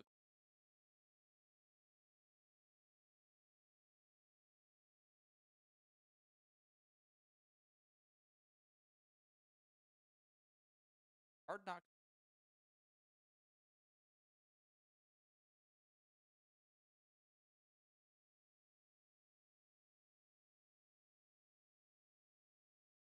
Let's go. All right, we're back. Had to pay some bills. Anybody listening? HKR, Anthony Miko, and Joe. I don't know if you've got a chance to listen to the first show. Joe was hell, he called in on the last show too. But the first show, Chicken Shit Joe. It's a good dude, good part of good people. Take care of any, hell, if you're sponsoring awards and shit or doing races, I highly recommend them. Like their awards are awesome. All right, so we'll see if anybody's gonna call in while we're doing this show right now. So while we're waiting for some call-ins, we talked about the first cross-country shooting. You know what, Mike? Somebody told me to ask you about hitting a fucking deer on your GS. Oh yeah. Yeah. Yeah. It was January, maybe. Was it that recent? Yeah. Yeah, I was going to work. It's about 10 till 5. Pitch black. Crossed, I don't know what river it is. Maybe the Alcovey. I think it is Alcovey. I don't remember whatever creek it is. I crossed it. As soon as I crossed it, I saw a deer. And before I could even put on the brakes, one hit me. Of course, it was straight away. Probably running 80. I don't know how fast I was going, but I was probably running about 80. That's about my normal speed through there. And it just kind of, I was like, what the hell? But I felt it went right underneath my rear wheel and it kicked me up. I just gassed the throttle. And then as soon as I felt it was gone, I slowed down a little bit. I looked down, I was still running about 70. I zigzagged a little bit. I said, well, it feels fine. There's no need me stopping. I kept on trucking, rode to work. I got to work. Well, I snelled and I got a lot of red lights. And I heard my fan running. Damn, that's weird. And it was still pretty cold, but I never smelt any radiator. And I could tell my boot and my, had on climb pants. Yeah. All that was wet, but I thought it was blood from where the deer splattered. And I figured, hell, I'll just go to work, hose it off, be done.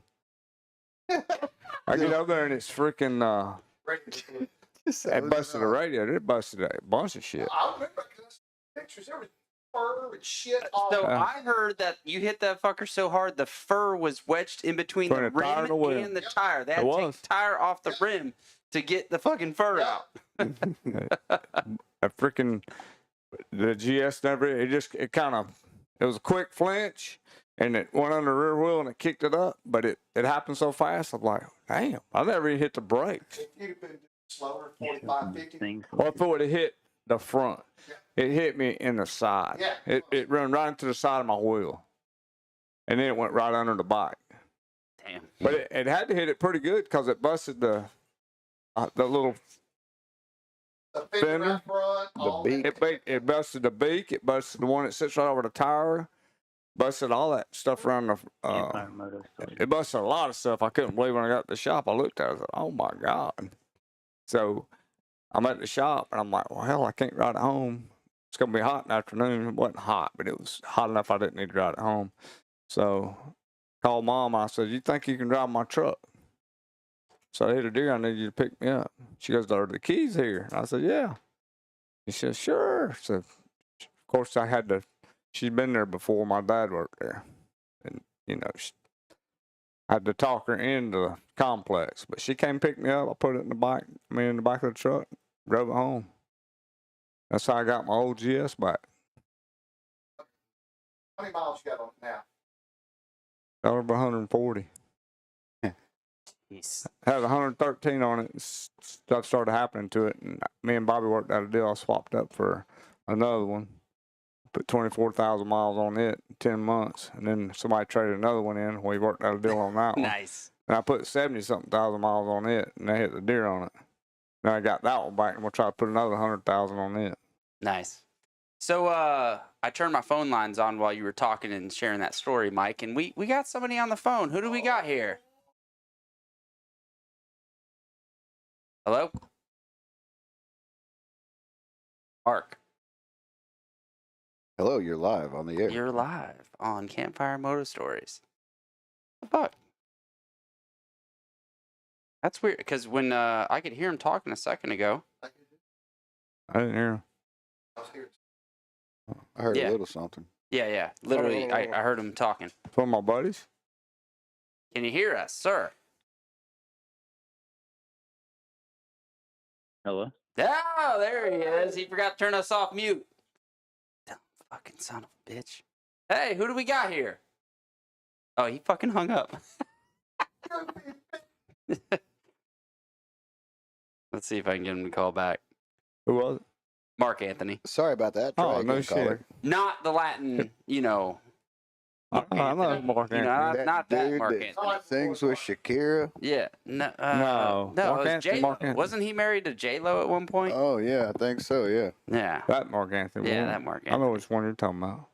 No, this guy. There we this is go. one- Cherokee Cop. Hey, can you hear us? You still got that camper for sale?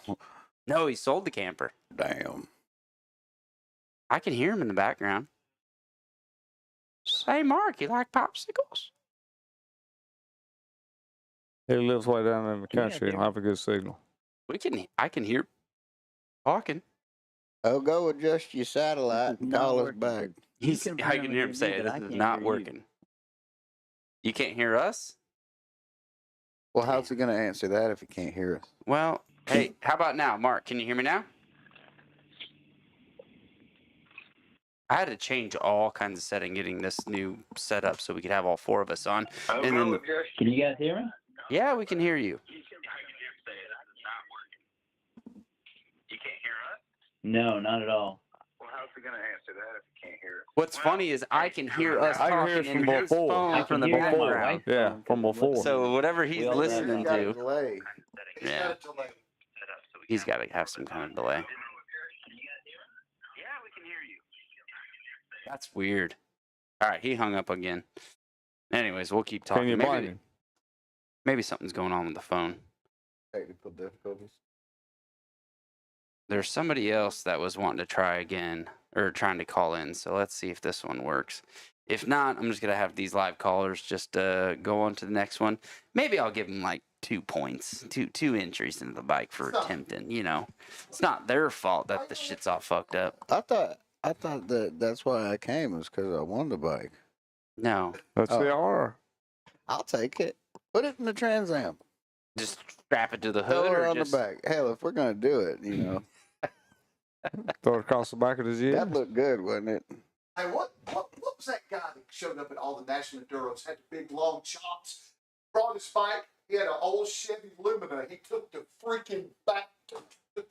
Oh, I You know got a what- picture of that guy with the husky. Yes, and he would take the shit off, take the rear wheel off every time he pulled the front wheel up in the sun bitch. He took it off and he had that shit sitting in the back of that Chevrolet Caprice like that. And he all the natural enduros. He was probably 65, 66. Long Priorities. chops like this right here, gray hair. Where was he from? I want to say Louisiana. America. America. America? He's America. actually from his mom. Other than that? Oh, Yeah. But you know exactly the guy I'm talking about. It was a white like You- Lumina or something. you remember that guy Cleve? Yeah. That And the had those KTM out Mercedes burning and stuff? his face. Yeah. He was funny. He Oh. got. All right. He's Let's good. see if this call works. Hey, can you hear us, caller? No way. Don't say the name. I'm not. Can you hear me? Charlie Murphy. Caw, caw. That's weird. Anybody could talk.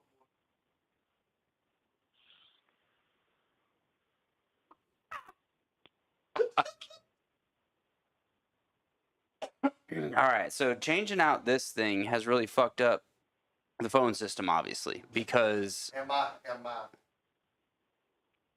no, yours isn't even having to do anything with that. You know what? This is what I'm gonna do. I'm gonna turn on my Bluetooth because I have these guys' phone numbers in here because I don't want to mess up on these stories. So we're gonna let me make sure I can connect. We can do the little Bluetooth thing here. You know, I would feel bad about all this stuff but I listen to plenty of podcasts where they're just like, oh, I don't know what's going on, but at least I've got backups to my fixes. So, no. You ain't gonna believe this. I ain't never even listened to a podcast. No, I'm almost positive of that. None of us are surprised, sir. You should watch some Joe Rogan. That's the dude used to be a fighter. All right, Yeah. let's see. He got podcasts. Yeah. They just sit around and get high and talk about stupid stuff. Can you hear us? Can you hear me? I can. We can hear you. Yeah. Well, how about that? Yeah. Let's see if I can turn up your Bluetooth thing since you're connected to my phone. Okay, so I heard through the grapevine that somebody wanted to call in as a mystery man. That's why I said don't say his name because it popped up. And drop some shit on us. So go ahead, mystery caller. What do we have here? So I have heard through the grapevine of off-road racing that the infamous loved and hated Caleb Russell is leaving his beloved ATM team and going to Yamaha to race XC1 next year and help them potentially develop a 350. Oh. So as I was traveling with unmentioned named people up to the Charlotte SMX, even though that motherfucker got food poisoning and threw up in the bleachers around us. Oh God. So yeah, he On the bus. he mentioned something like a well-known off-road racer apparently is going to a different team for that. So you're saying you've heard now this was at GNCC's? Like what how true do you think this story is? I have very, very trusted informants telling me these things. So it's kind of funny to hear that because about 2 months ago, I don't remember what podcast I was listening to. May have been like Steve Mathis or may have been the Vital guys, but they were talking about how there's some big news going to drop from Yamaha soon. And I honestly figured it was going to be electric bike. But hearing you say that, I'm putting 2 and 2 together and I'm like, oh. So you have a trusted source that is saying Caleb Russell? Sources, multiple. Sources. Caleb Russell is supposed to go to Yamaha to race or develop a 350. To race confirmed XC1 ride, I think it makes sense if he's going there that he is going to develop a 350. He was pretty instrumental in developing the KTM 350 back when those first started. Yeah, that makes sense. So it makes sense for Yamaha to shell out whatever they're paying him to do that. What are your guys' thoughts on that? Plausible? Not plausible? Dude's full of shit. Dude cool. doesn't know how to tighten bolts on his bike and parts fall off? Yeah, right. And half the class runs. Yeah, but he don't have to work on a bike. Oh, All he's got to do is ride it. we fucking went to call him. Yeah. Oh. I think it'd be cool as shit. It would be. Honestly, what's funny because I have sources that I know within Yamaha. I can't say who, but they've talked with other people, and basically they're kind of like, we're worried that the 350 is going to take away sales from the 450. And it's like, yes, it might, because Who gives a honestly, shit? I would buy a 350 over a 450 because then I could use it for woods. I could use it for moto. Just switch suspension out. Have different sets of suspension. $1,000, right? Just have two of them. So, or get two of them, one for moto, one for woods. But here's the reality: you're going to steal people from KTM. There it is. Because a lot of people don't like KTMs. They like Yamahas, but they like the 350s, so they sacrifice that to go to the 350s. Like, I could think of 10 to 15 friends right now that would drop a KTM, go to Yamaha if they made a 350. It's a very easy bike to ride. I mean, It's an awesome bike. I mean, it is. I mean, you can They're like, I mean, they're so easy to ride. You can ride it hard. dude, I've just been easy. ever since 16. Yeah, you've been on. Ever since 16, I've that's all I've wanted to drive. Yeah, because I think 2011 is when they made them, right? 10, Yeah. 10, 11, 9, somewhere around And they there. were, but when they first developed them, they had to rev them high in the RPM range Yeah, to get them to make power. But they finally got them to where they deliver power down low and everything. And I mean, We'll see. Dude, I love them. I think it's good for Yamaha that Yamaha's waking up a little bit, because how much makeup can you put on that pig? I mean, honestly, you haven't done anything except take your same base and add makeup to it. So redesigning and coming out with a new bike is a great idea. I think it would be great, because right now, what's the difference in a 2005 YZ250 and a 2000 or in a 99? You know, Talking about YZ250 or 450? YZ, just a two-stroke. I mean, you got different color rims on them. exactly. So the R&D has been lacking for a long time up there, and now if they're going to come out Yeah, with but we're that, talking apples to oranges. That's Yeah, two-stroke to totally four-stroke. well, no, but what I'm saying though is, all they have is their 250 and their 450. Why not come out with a 350? Why not introduce to the market? well, they got Yeah, everything like you else said. already anyway. Yeah. Yeah, so It is going to start a development war. yeah, so That's what Honestly, that's what it what I'm ought to be. They saying. started it They- with a 4-stroke. Yeah, I was gonna say Yamaha's done great at expanding and like taking chances, better than a lot of other people, because they came up with the 4-stroke first.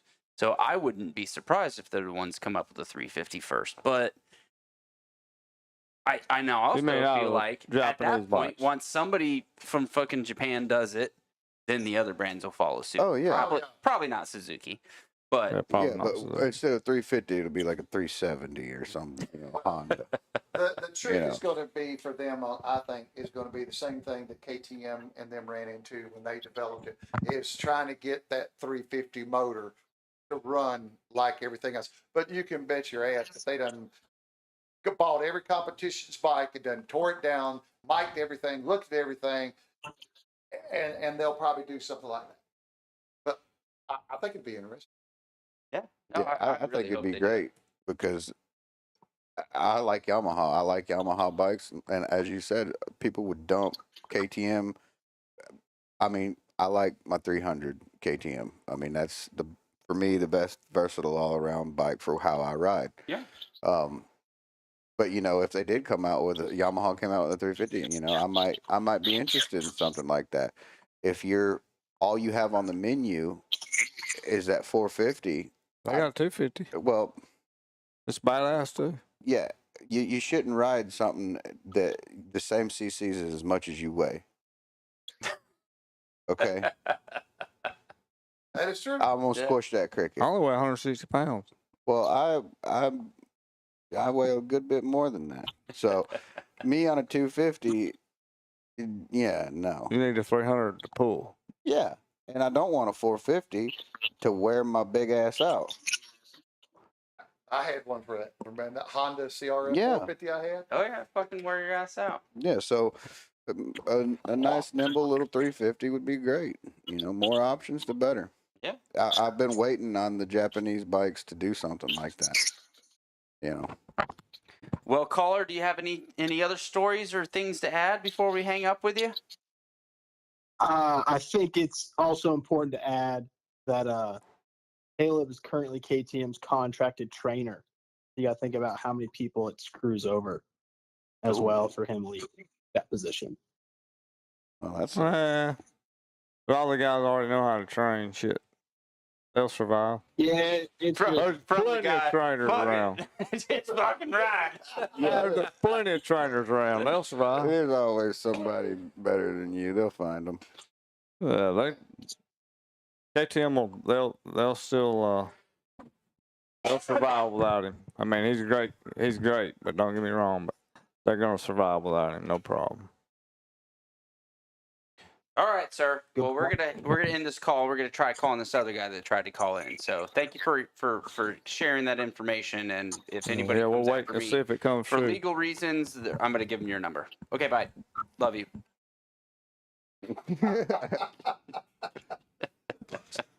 All right, let's call the other guy that was trying to call in.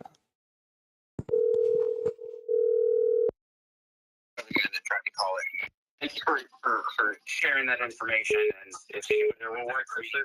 Sir, can you hear me? I sure can. But you're gonna have to turn down the Campfire Moto Stories in the background because we're hearing us talk again. All right, is it better now? Yeah. Make sure that shit doesn't see that. Yeah, that's good. That's good. Okay, we're good. Man, that was exciting news. I'm a massive fan of a 350, and if Yamaha could come out with something like that, I mean, I'm ready to put a deposit down. You see, everybody. You're wants already one. a Yamaha rider, though. Yeah, he already.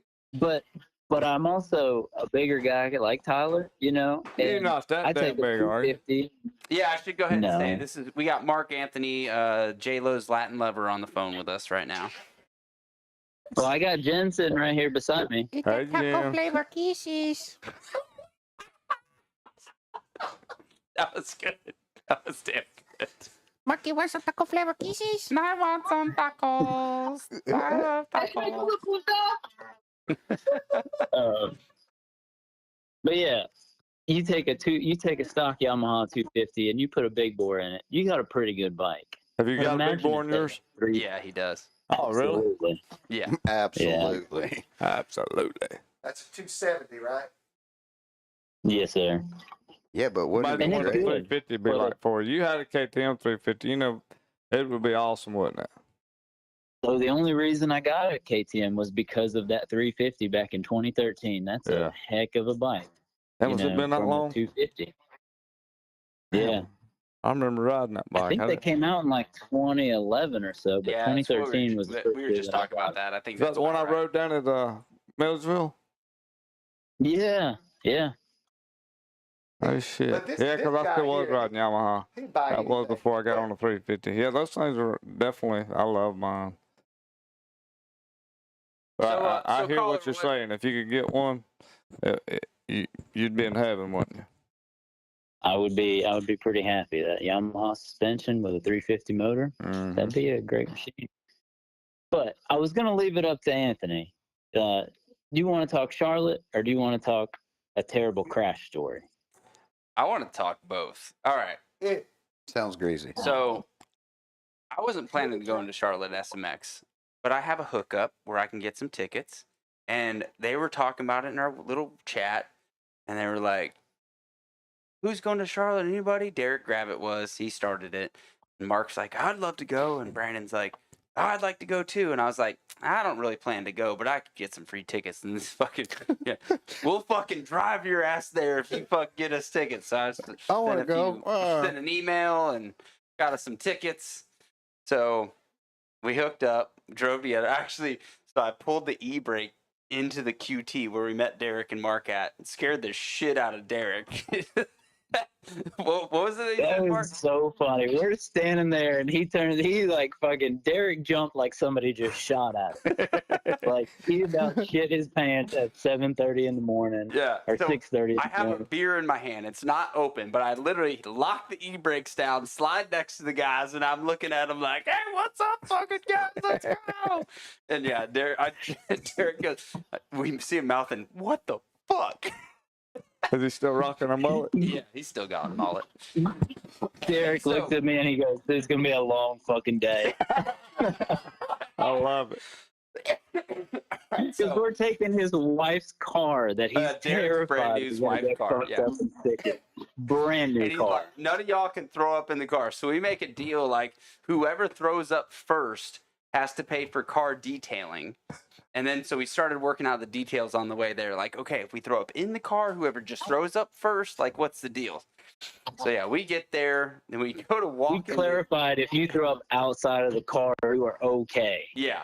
So whoever threw up in the car had to pay for the detailing.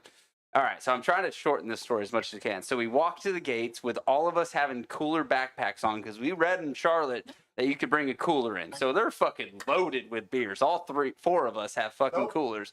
Yeah, get to the gate and the guy's like, nope. We're like, fuck. So we have to go walk all the way back to the fucking car. We hitch the fucking golf cart rides. They're shotgunning as many beers as they can to get in. So obviously we have a good buzz going in. 2-3 hours go by.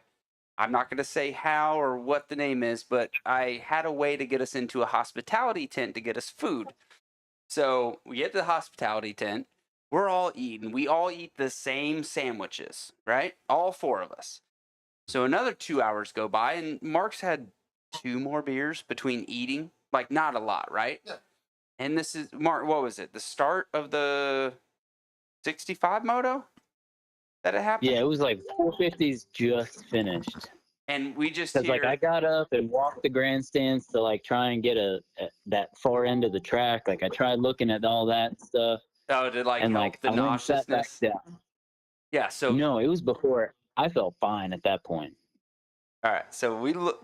Brandon and I, Thompson, we're sitting there, and we look over and see him with an empty water bottle, vomiting into the water bottle, filling In the all thing of his up. hands.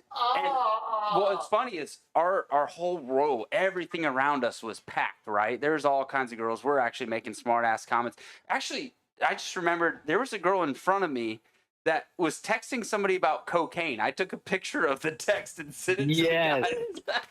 It was like, do they do cocaine? I was That's like, great. holy shit, Zoom, snip. So, yeah, but needless to say, these fucking early 20 girls are just I like to party. terrified.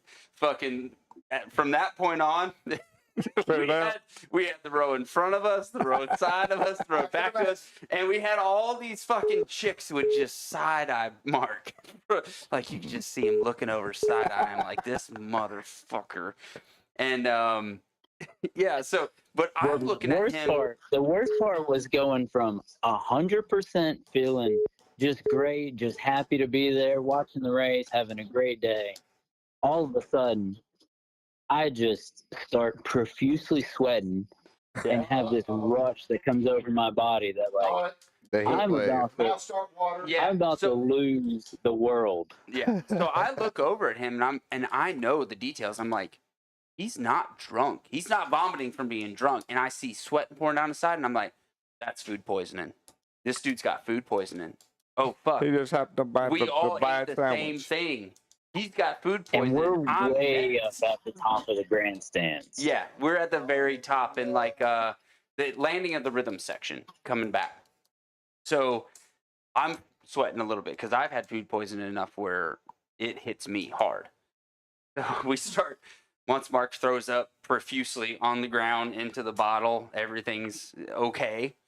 I start like asking him like, what happened? What'd you eat? He's like, I ate the same thing you did.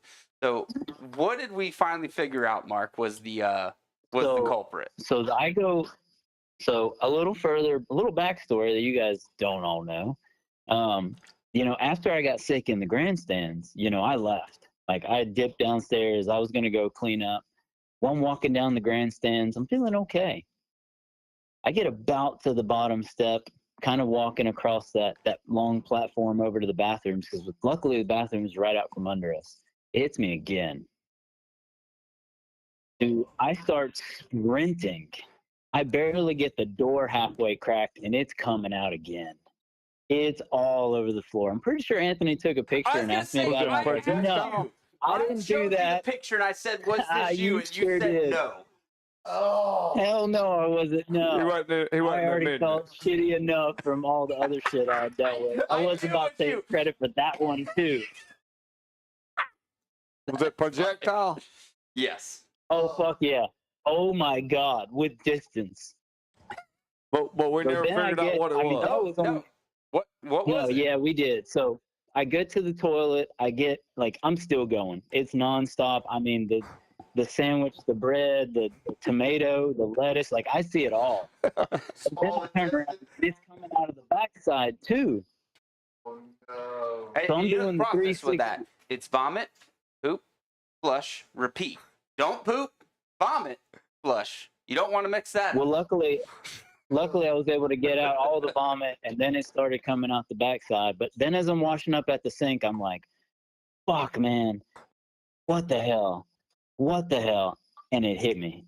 I was like, we sat there and had like that catering food, and there was this little green sauce stuff, because there was like no mustard, no mayonnaise, no ketchup, but there was this like green sauce you could put on the sandwiches. Avocado sauce.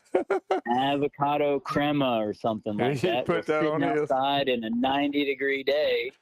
Why the fuck did I pick the crema? Yeah. Never again. And so to make the story even better, I go to a work trip the next week, and on Wednesday they send me the catering menu, and they're like, hey, pick your, we have meetings all day in home office, and they're like, here, pick what you want. And I'm like, I'm not eating that place. Like, I'll eat anywhere else. I'm not eating that place. Yes, it was catered Panera bread. It was the same place that catered that? Yeah, same place. Yes. Yeah, and so that was Wednesday. This was the Sunday. Like, it was too close. I'll be hungry today. All right, so do you want to call in another time and share the crash story, or are we going to go for this now since your wife's there with you? I got a pitch for you. We'll talk about it later. So let's save that one. Okay. All right. Yeah. We'll pitch that one. We got a better idea. All right. Yeah. All right, sir. Well, you go say hey to J-Lo, and we'll talk to you next time. To the slim J-Lo. Yeah. All right. All right. See you, bud. Later. Bye. Oh, and the first guy. I got a story. Fuck him. Fuck him. All right, we're gonna rock through some of our other categories and some other stuff. Let's see what's next. Maybe take a break. I gotta take a leak. You see how much longer it takes, like normal Y'all age talking guys about to get there. The old guy over here. Whatever, iron ass. Iron ass. All right, so we're gonna take a little break. I actually last Tuesday my uncle was up in town visiting, and I was like, "Come up and check out the studio." My mom was with him, so I actually sat him down and I got him to put the headphones on. I had all the cameras on; they didn't know it, and I fucking hit record and was like, Nice. "All right, tell me some stories about this." So we got some funny ass stories about my grandma. So we'll take a break. You guys can come back and listen to it or whatever. But yeah, if anybody, and I think I said this in it, if anybody's trying to put together the pieces of the puzzle of why I'm such a fucked up individual, you're going to have a little better insight into that. So here we go. Okay. So I got my mom, Elaine Bennett, and her brother, Keith Gaines, in studio. They're visiting from Havana, Florida. Keith is. And there's a real funny story about their mom, my grandmother, with what bike was it that she was on? Yamaha 80. Like a It was 50. No, little mini thing. It's no bigger than brailers. Just Thought it was a Yamaha 50. I always heard the story it was a 50, like yeah, a PW Yamaha 50 it or was a something little like that. 50. That's what it was. Yep. It was a little 50. I mean, hell, what year is this? We're talking Well, yeah, early we're 80s? talking, talking 81, 80 Okay. around. And so we're over at my warehouse I had, and Mom had dropped by to check things out, see what was going on. I'd been working on this. It was for my brother-in-law Tim, and he was going to take it to his son Timmy, that was Oh, young yeah, at yeah. the time. So, Okay, yeah, I never knew that part of the story. It was Yeah. for Uncle Tim. So I got it all fired up and running and everything, and I'm buzzing around through the warehouse complex, and it's asphalt. Got buildings here on each side, and it's just we're down at the dead end, and I come back around there, and Mom, I'm like, well, here, Mom, get on it and ride this thing. She's like, oh yeah, can I get on and ride this thing? Sure. This is gas over here. You just throttle it when you want to stop. Just twist your hand back and pull the clutch in over here. So she hops on this thing, and Mom, she's knee high to a grasshopper. She ain't but about Yeah. 4'6", 4'7", Yeah, whatever, at you know. most. So she jumps on this thing, and of course, her cheeks are hanging off the seat on both sides, and so she rips into it just full throttle and lets out and takes off, and I'm like, oh my God, here we go. So I latch onto the handlebar, and I'm like, let go, let go, let go. Of course, she's busting up laughing by this time, and we're going, and we're headed to the wall of the next warehouse over here. And finally, we ended up going down. So And her version of the story is you're yelling at her to let go, Right, and right. you're screaming at her, "I'm not holding on!" So Yeah. because she is just full stop, Right. whiskey throttled that thing Right. locked in. Well, the reason she couldn't let go is because I had my hand on her throttle hand, and it wouldn't, and she couldn't let go. So it was your fault. It was my fault. I couldn't, but she was laughing so hard too, and it was a mess. Just thankfully, we were able to get up from it. We wasn't all beat up and stuff, but we laughed for that. Yeah. It was Of course, just- I've heard that story so many times I at know. Thanksgiving and other stuff that I was like, I got to get that one told. a fun time in life. Yeah. Put this up to your mouth a little bit more. Yeah, she could get into some stuff now, I'm telling you. I'll tell you the other one about what I had up in the windowsill if you want to do that. Yeah, one too. sure. That was pretty funny. Well, back in the day, I smoked a little weed, and This is the 70s. yeah, this is the 70s. You were still in the high school, is my understanding. high of it. school stuff, and I got my plants growing up in the windowsill, and water them, and next thing I know, Mom's watering my plants for me every afternoon, and till one day I come home, and she's, Keith, you need to get rid of that stuff there up in the windowsill. You got marijuana growing in there. I go, what, marijuana? You mean the marijuana plants? She goes, yeah. She says, I've been watering these things all this time for you, and you growing marijuana? Of course, she didn't know what they looked like, So one of her friends was there Right. visiting that day. and she- Catherine. Yes, and Catherine she's Watt. watering the plants. Yep. And then she's watering the plants, and she asked my mom. She says, "Jeanette, you know what you're doing in there?" Well, no, I'm just watering Keith's plants. He said he had tomato plants growing. Shit, Jeanette, those aren't tomato plants. That's marijuana. Well, that was the end of that. My plants were gone, so ruined. ruined. Yeah. Just wiped me right out. She couldn't just keep her mouth shut. No, she Jeez. couldn't. No. Well, since you're on that topic, why don't you tell the people what happened at Kennedy Space Center when you went there visiting when you were in what, 5th grade? I think is the story. Yeah, I want to keep thinking it was the day before the Apollo 13 launch. Is Oh. what I keep thinking. And that launch went south. Around the back, whatever. We were all in there, and we were all clowns and goofballs. I was 6th grade actually when this happened. So I'm up, and we're getting into trouble, us guys, and we're looking around, and and over here behind the palm tree they had up in there, there's the fire alarm. So I latch a hold of it, and the guys are, do it. And I'm like, no, I don't want to do this. And as I walked away, well, my finger got hung up, and I pulled the alarm. And so we all just took off. And, back then we're wearing penny loafers and all you're doing in that glass slick floor in that place was slipping and sliding. It looked like a cartoon running around the corners, and you're sliding and slipping. And boom, I bolt off to the movie theater in there, and I open the door, and I dart in straight, and I sit down. Door closes, it's nice and dark in there, and there's a film going. And next thing you know, I don't know, probably 5-10 minutes later, the door opens, and I'm down low in the seat now, and looking, it's like, oh, geez, it's a fire marshal. He's a captain, whatever. He's got his hat on, and he comes in, and he comes towards my aisle, and then he hangs a left, then he makes an immediate right and walks in the aisle in front of me. Next thing I know, he leans over, and he's talking to somebody. Now, he stands up. This woman stands up. She turns around, reaches over the back, and grabs me by the head of my hair, which was quite long in them days, and just drags me right on out the door. And the story, I sat down behind my teacher. How ironic is that?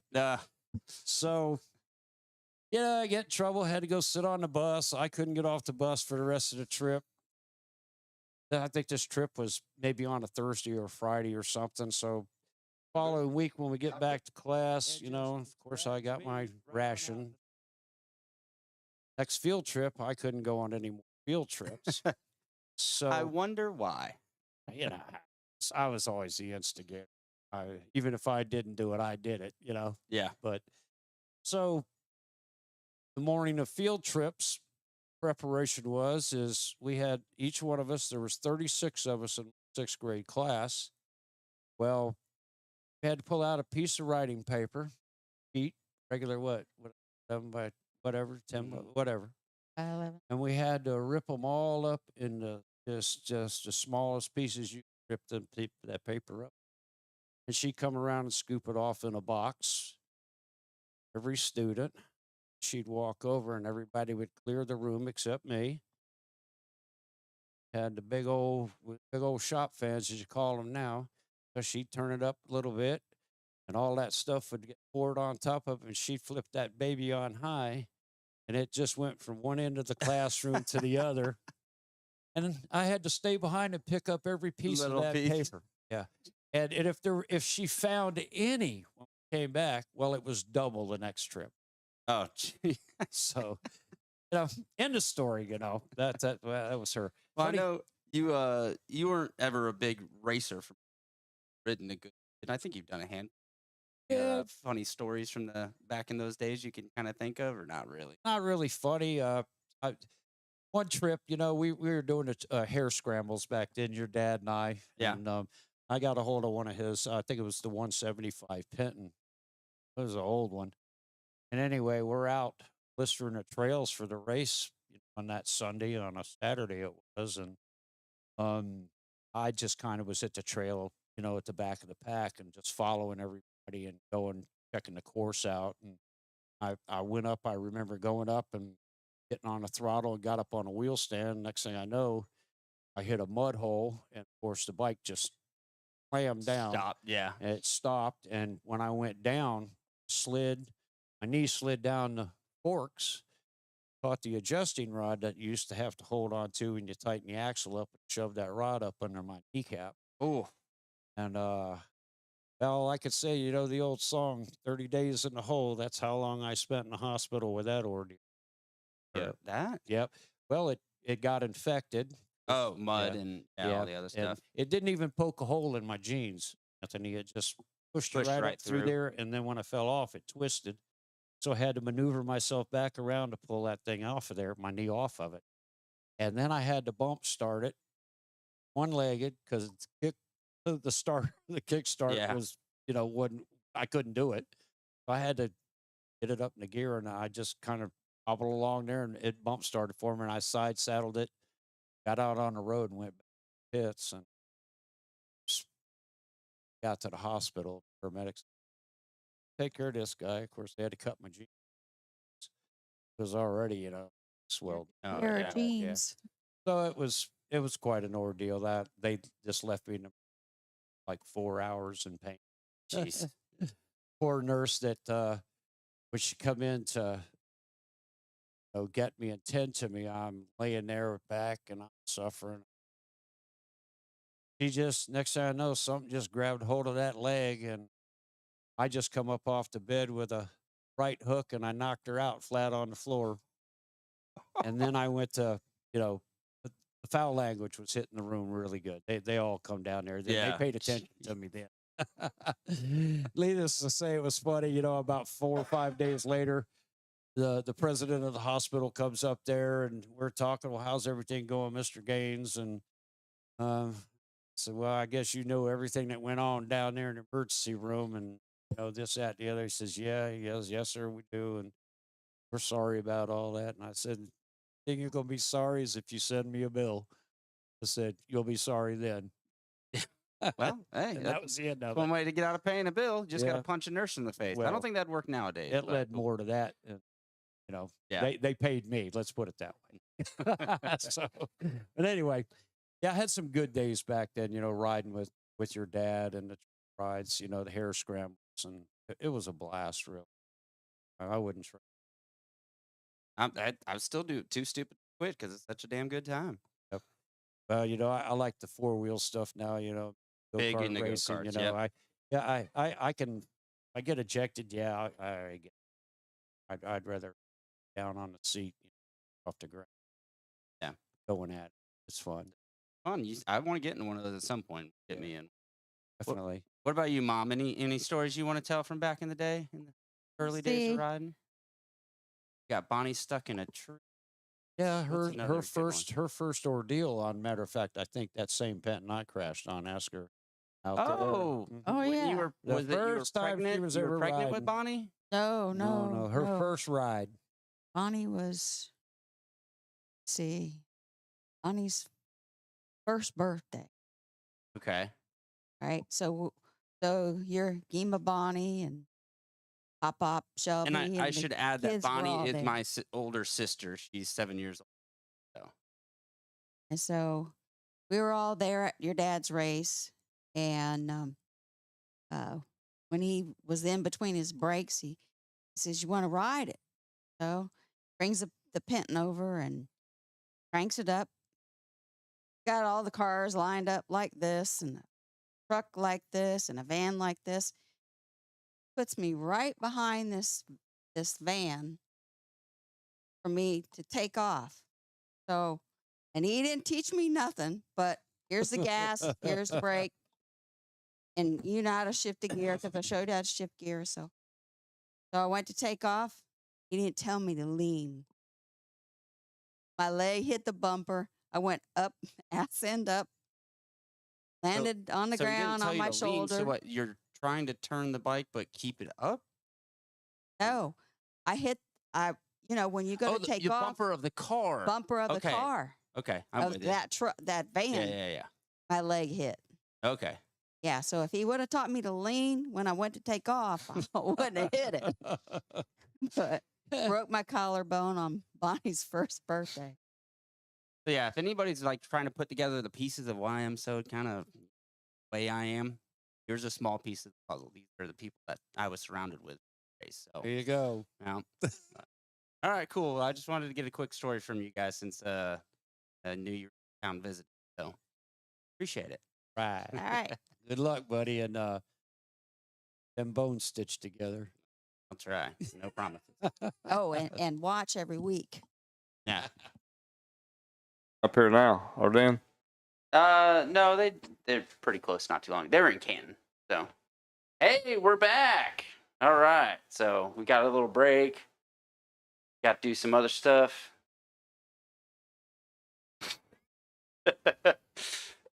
Took a few pee breaks.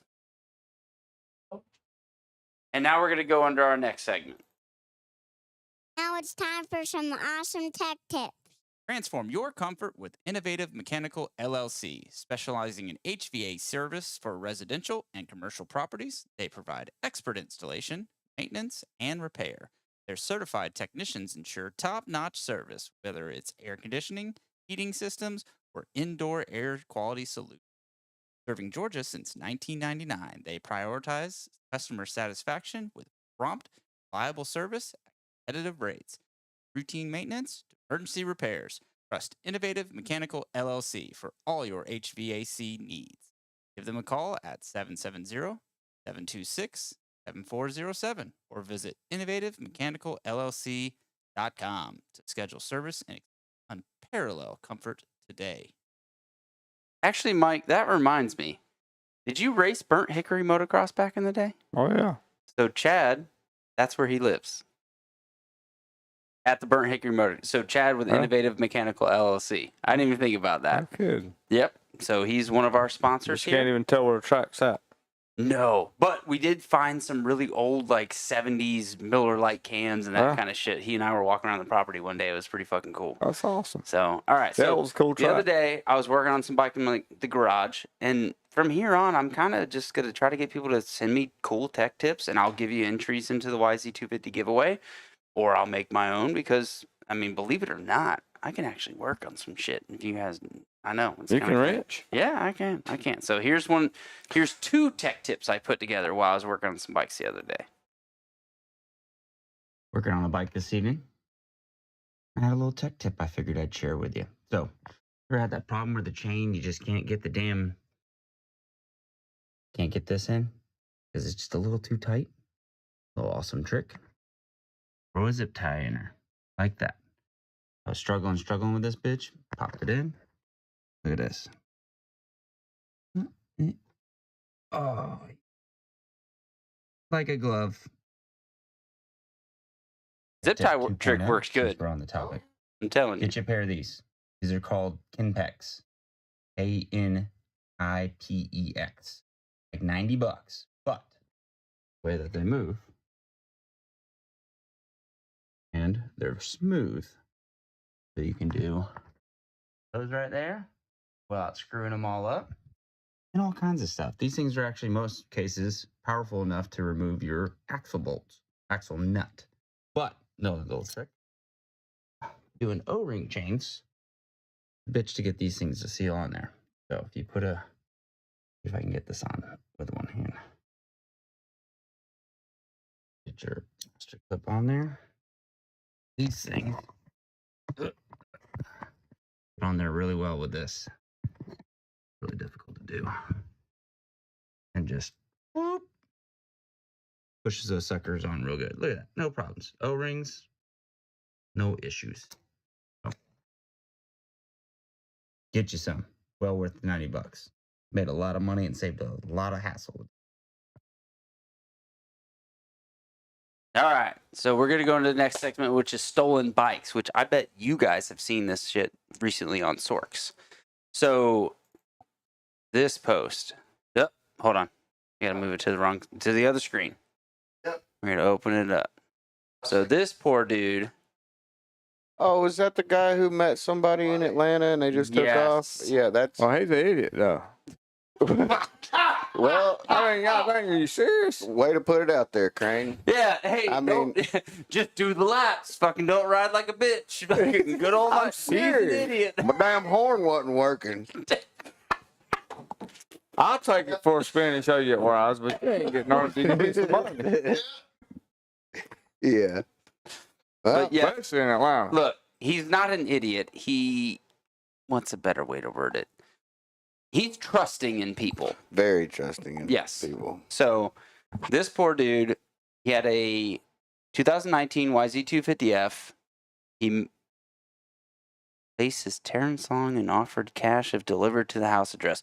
A tale as old as time. Yeah, that's what they all fucking say.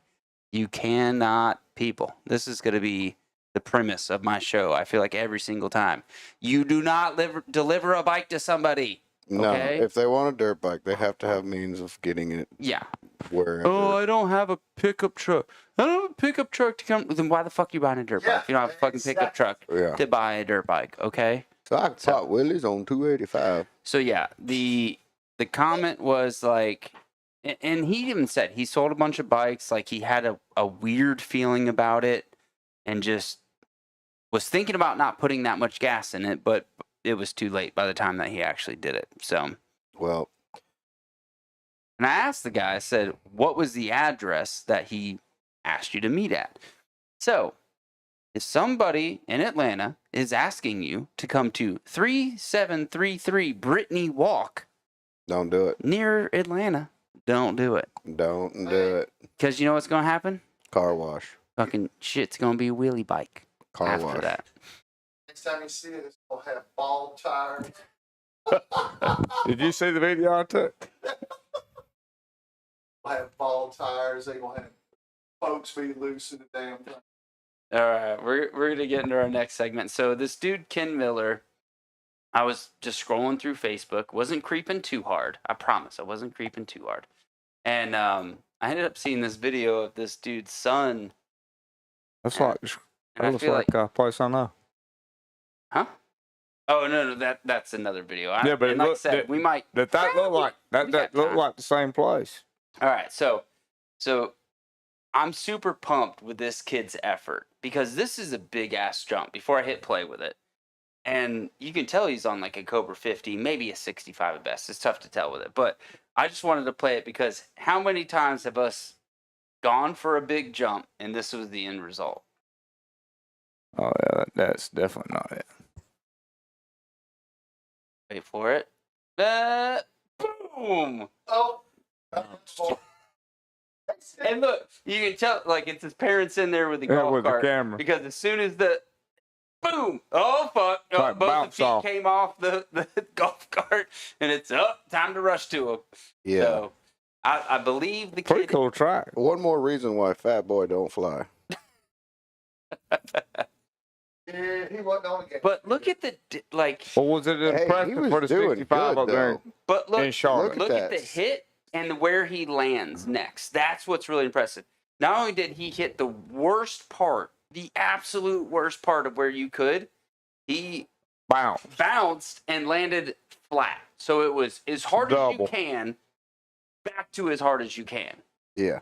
So that's why I was like, oh, this is a good video. Was the kid jumping the big jump up in Charlotte? Was that impressive to you? Yes and no. I mean, it looked pretty big. I don't want to get into the whole Charlotte kid jumping the jump versus not jumping the jump thing.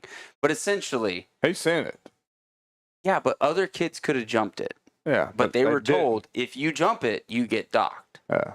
And the kid looked like he might have been getting passed soon. So he jumped the jump. The kid in second didn't. But it wasn't the fastest kid on the track. He was just sending it. Maybe. In your opinion. But honestly, here's the thing. It does, that whole aspect of it doesn't matter. Because you know what people are going to remember?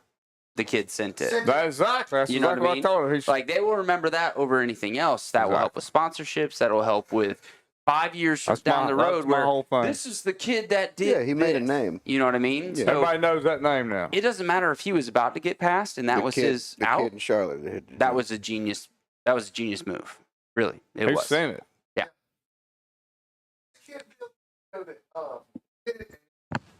Goes for the bike. What that 20 little kids on that little 65 or something like that? Was that a race? I seen the video of it. All right, we're going to get this thing rolling. All right, we're going to go into our sent-in stories, which Hear what they is got brought to say. to us by... Hear what the listeners These got to stories are say. brought to you by On-Road Riders. Get on the road safely with On-Road Riders. They offer Georgia-certified training through the Motorcycle Safety Foundation Basic Rider Course on both two-wheels and three-wheel motorcycles, enabling you to obtain your motorcycle license hassle-free. Their mission is to instill essential skills for safe motorcycle operation and save lives. You'll learn from certified coaches covering everything from clutch friction zone techniques to obstacle avoidance. They currently have 2 convenient locations, Mountain Motorsports in Conyers and Georgia's Best Fireworks in Milledgeville. At just 16 years old, with parental consent, you can enroll and upon a successful completion, receive a waiver for your Georgia DDS motorcycle license. Visit onroadriders.com to start riding safely today. All right, we're back. All right, so I've got 2 really good sent-in stories. I've actually got 3, but I'm going to save one for the next time. So here's the first one. But hopefully everything plays okay because this is the first whole setup with this audio thing. So my first name is Scott. I'm not going to say my last name because I don't want anyone coming after me. But if you ever want to see something funny, You get to the starting line at an enduro or a hare scramble, and just seconds before the gun goes off and the starter sends you on your way, you yell out, "Honey, did you remember to put gas in my bike?" If you want to see a full rage panic from half the people on the starting lineup and get the advantage to the first turn, that's what you do. Hope you guys have a good session tonight. See ya. I don't know. It's a random caller named Scott. But he's been to the Cherokee hare scramble though. He's talking about the gun going off. No, so when I was listening to it at first, I thought he was gonna say, because it'll do the 10 seconds, but there's some races they do like a whop, like a gun. I was like, Cherokee hare scramble. He's dead now. What was the dude's name? The old guy. He used to stand out there and he shot a 22 off. Yeah. Oh yeah, that was the start. So I was thinking it was going to be one of those where somebody will do the whop instead of the flag, and that's when you go and hear somebody on the end, like the end of the row, go whop kind of thing to like fuck with everybody to get them to start up. I've never seen one of those. But the Cherokee, I swear, the Cherokee hare scramble, I used to shoot the gun to start it off. Yeah. Every row. Well, my dumbass would be out there at the 22, like pop, like a little bit early. Yeah. James Bransford. Get you a cap gun. All right, so this next one is actually my old boss. His whole family is like a second family to me.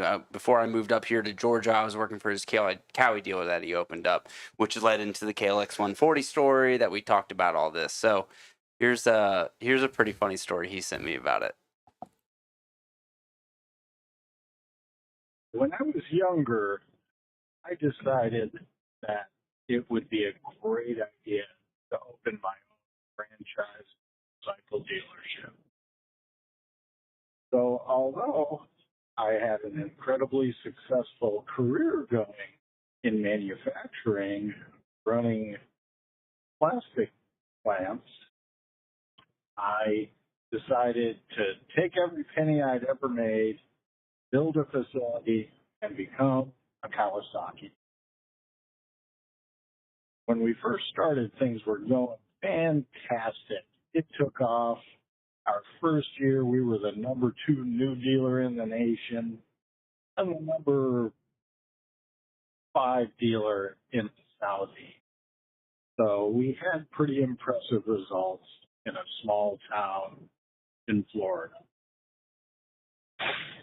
After a couple of years, and of course being an avid motocrosser, it occurred to me that I really needed to have an aluminum frame KX500. So we set about building one.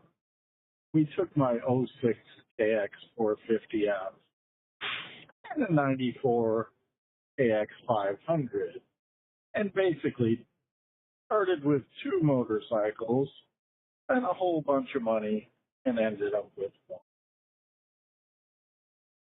The first time out, we were all at the track kind of eyeballing the front wheel and would it clear the pipe. And we all looked at it and thought, I think it's going to be okay. I'm at the infamous Dade City Raceway for a Saturday night race as my first ride on this thing. And I go out and practice. And there was a guy that just waxed me every week. Big dude. That was in front of me. And instead of pulling away like he had always done in the past, I was right at it. And then I was putting a wheel in on him in every corner. And eventually got side by side with him and drag raced him down the straight and beat him to the next turn. Well, a turn or two later, in some braking bumps heading into a corner, is when I learned that the front wheel would indeed hit the pipe. And the way I learned this was as the bike pitched me over the bars without me even having a chance at all to react or do anything. And in the process, my throttle hand caught the brake lever on the way over, and the way it wedged in there, it broke one of the bones. So now I pick up the bike, head back to the pits where he decided that some modification was going to be necessary. So after whacking the pipe with a sledgehammer for about the next 20 minutes, we got to where we felt pretty damn confident that the front tire would not hit it. Of course, I still had 4 motos to race for the evening, but my hand really didn't feel all that well. Well, went out, quidded my way towards the back of the pack as usual.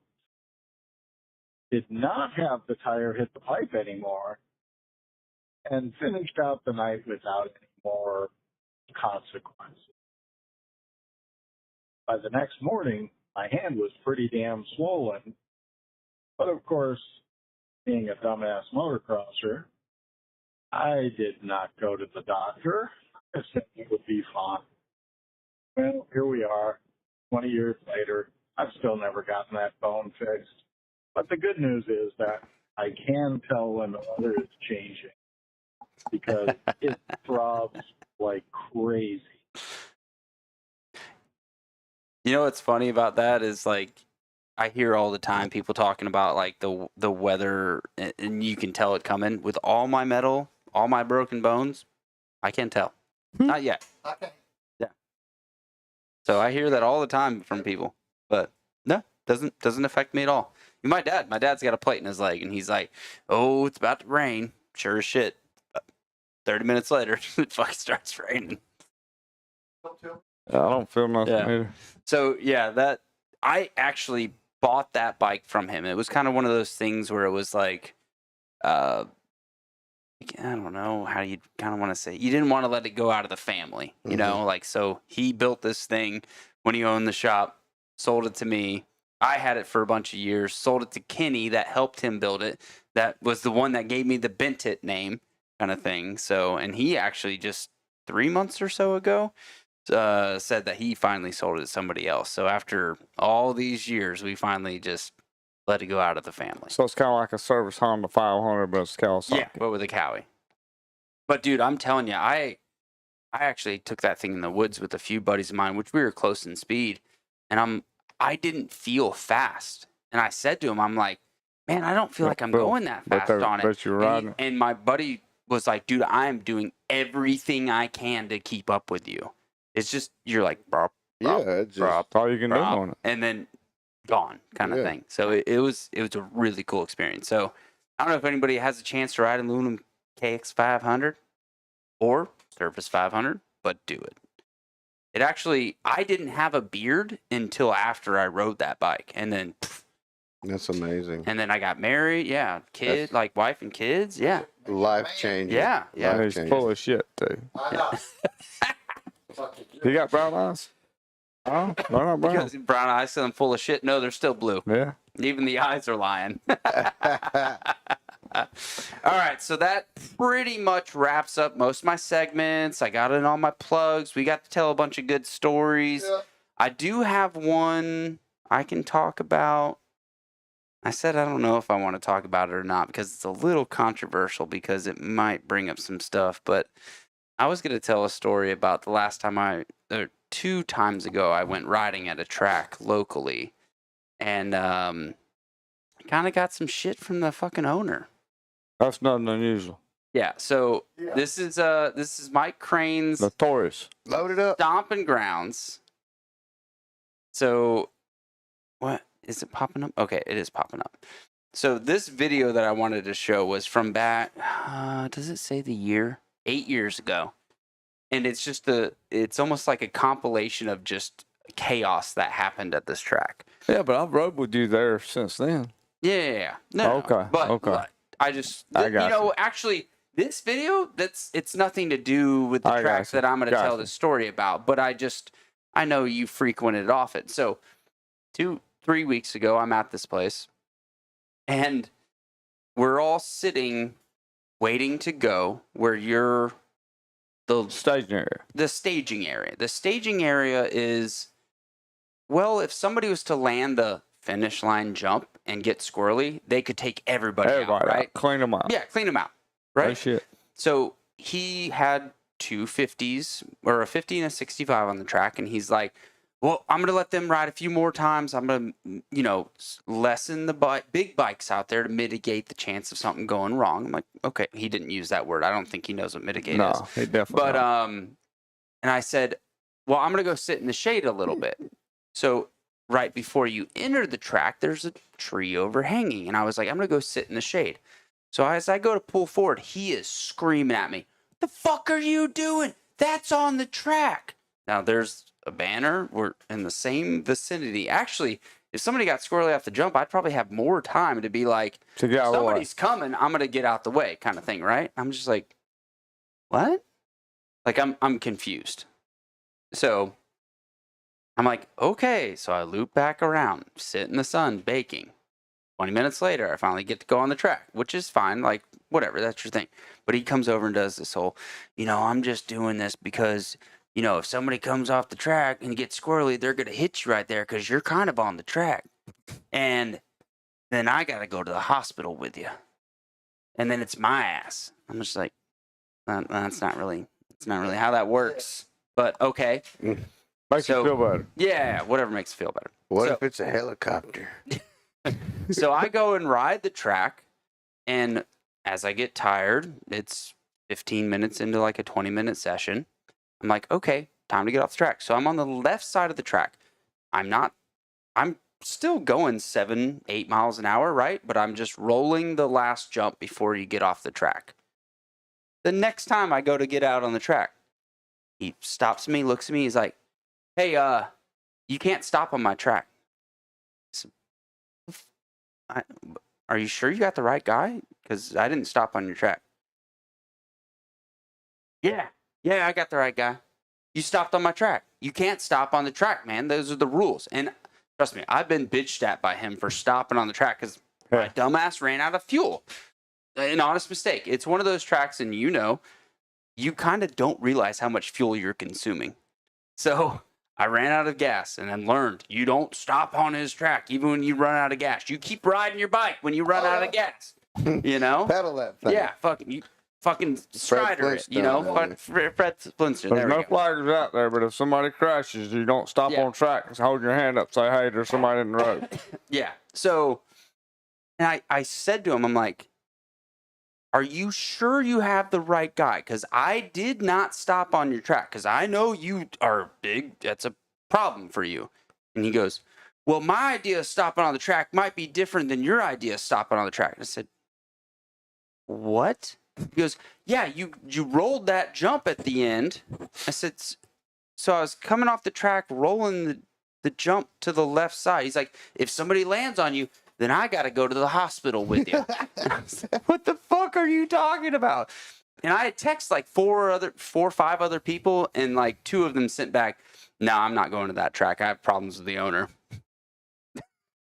It's a never-ending thing. Yeah, Tell him, my little brother was just raising Cain. Oh, boy. He could hear him. I didn't even have it on speaker. Yeah, that was the phone call you got right before the show started. But yeah, it's just, it cracks me up, like just the thought process of certain things that go on. And honestly, this track that you don't know of and we don't know of or whatever, yeah, this is all made up,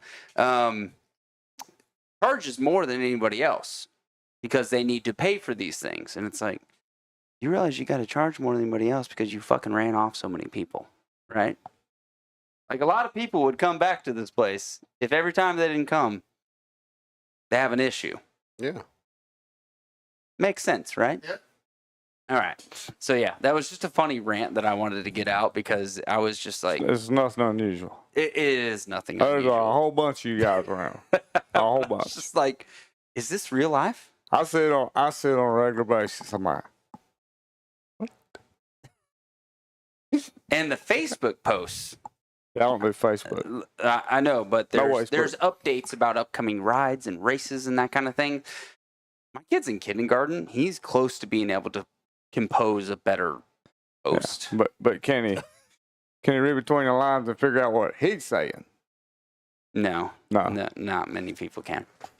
Anyways, I'm getting good at it. completely unrelated video or unrelated track. I got this video from a while back, and it's just an epic shit show of just chaos. So I figured we'd play it a little bit. Maybe we take another quick little break. So enjoy.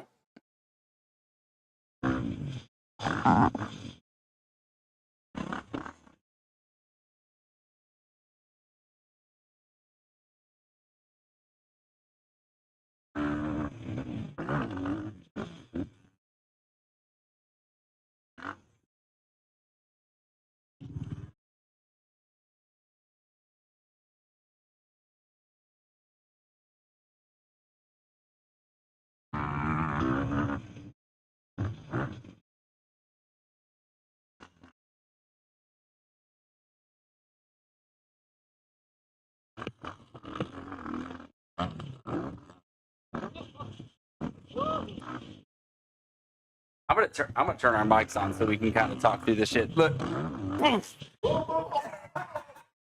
That's the same dude did it, man. the before. Yard sale. You didn't know him? No. So I don't know what to do. I'm like, God damn it, fucks up my line. Roost. All right, so this is pretty funny. Dude's obviously like going at a cruise speed. And I'm like, all right, I got to get around this guy. But get it to him. Watch this. Oh, God, I can't let this guy pass me. And then, look at that butt whip. Do you see the butt whip he did? Okay, just go by me. That was fun. And then I fuck up. Got crossroads. And this is just helmet cam footage from one day? 8 years ago, one day. Same day.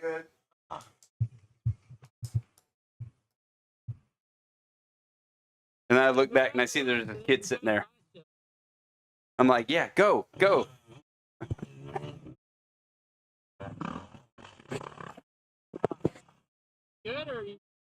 Oh, you can hear the clip.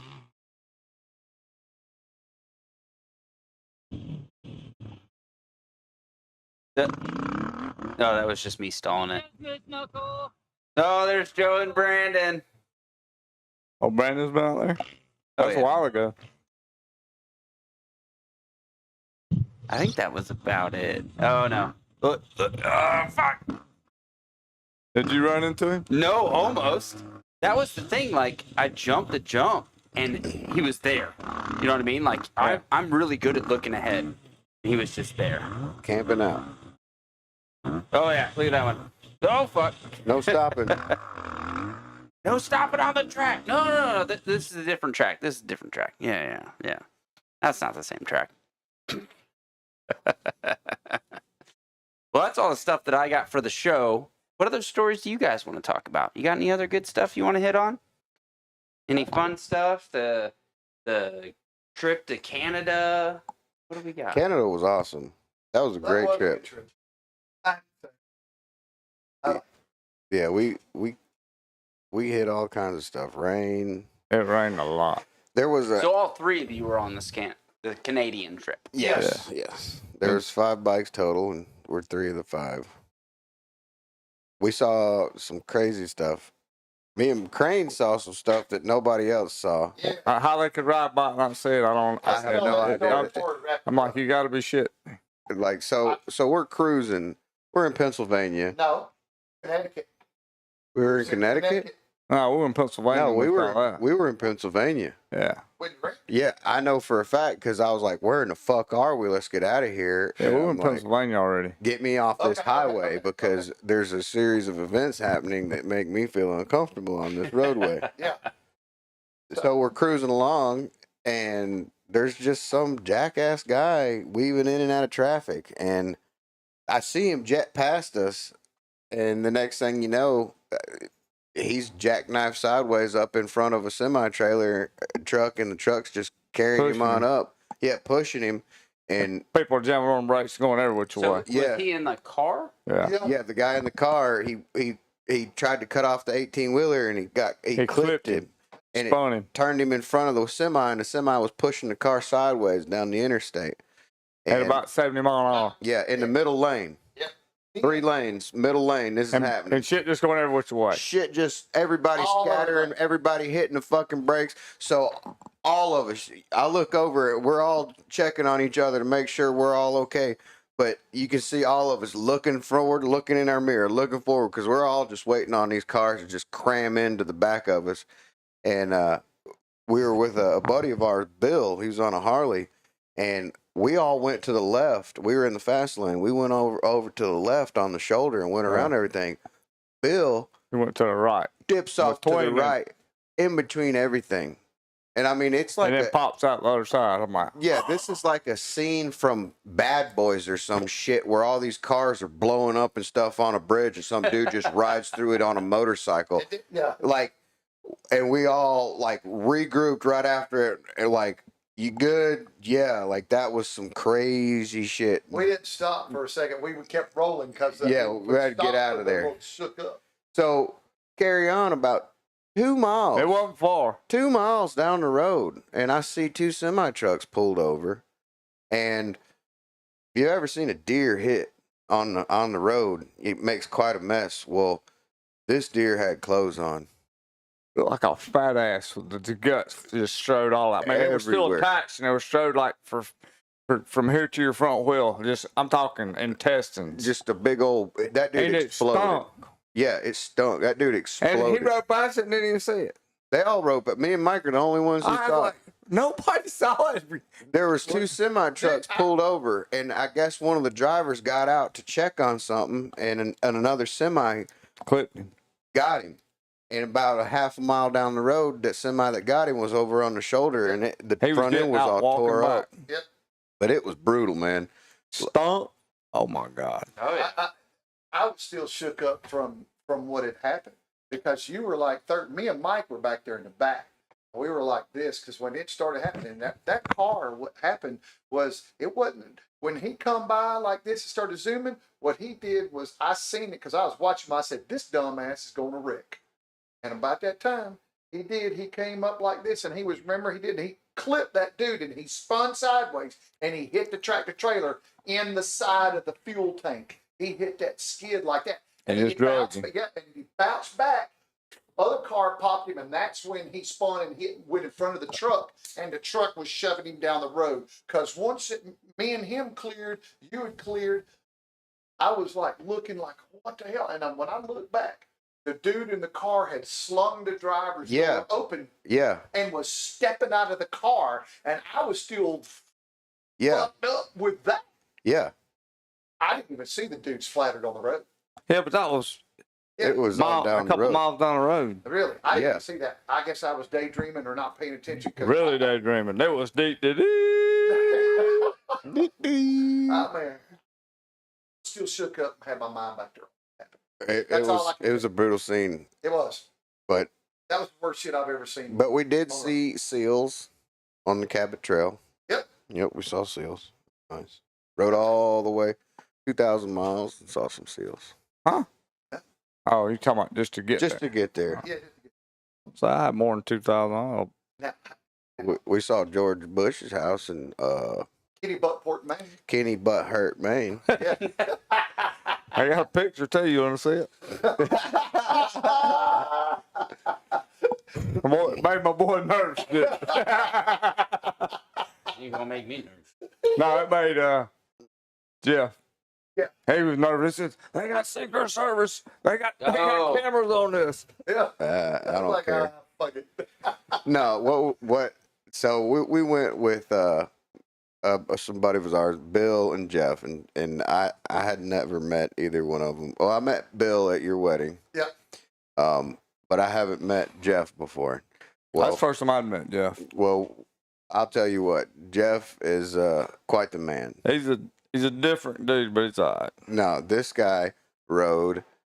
Hey, a bike without a windscreen on it, with no good rain gear. And he was soaked and frozen to the 80, 90 miles an hour. We're all on our BMW sitting there with heated seats, nothing. He's over there right beside us, no windshield. Might as well be wearing a damn sweatshirt and some. But Man, he didn't complain the whole time. We pulled in.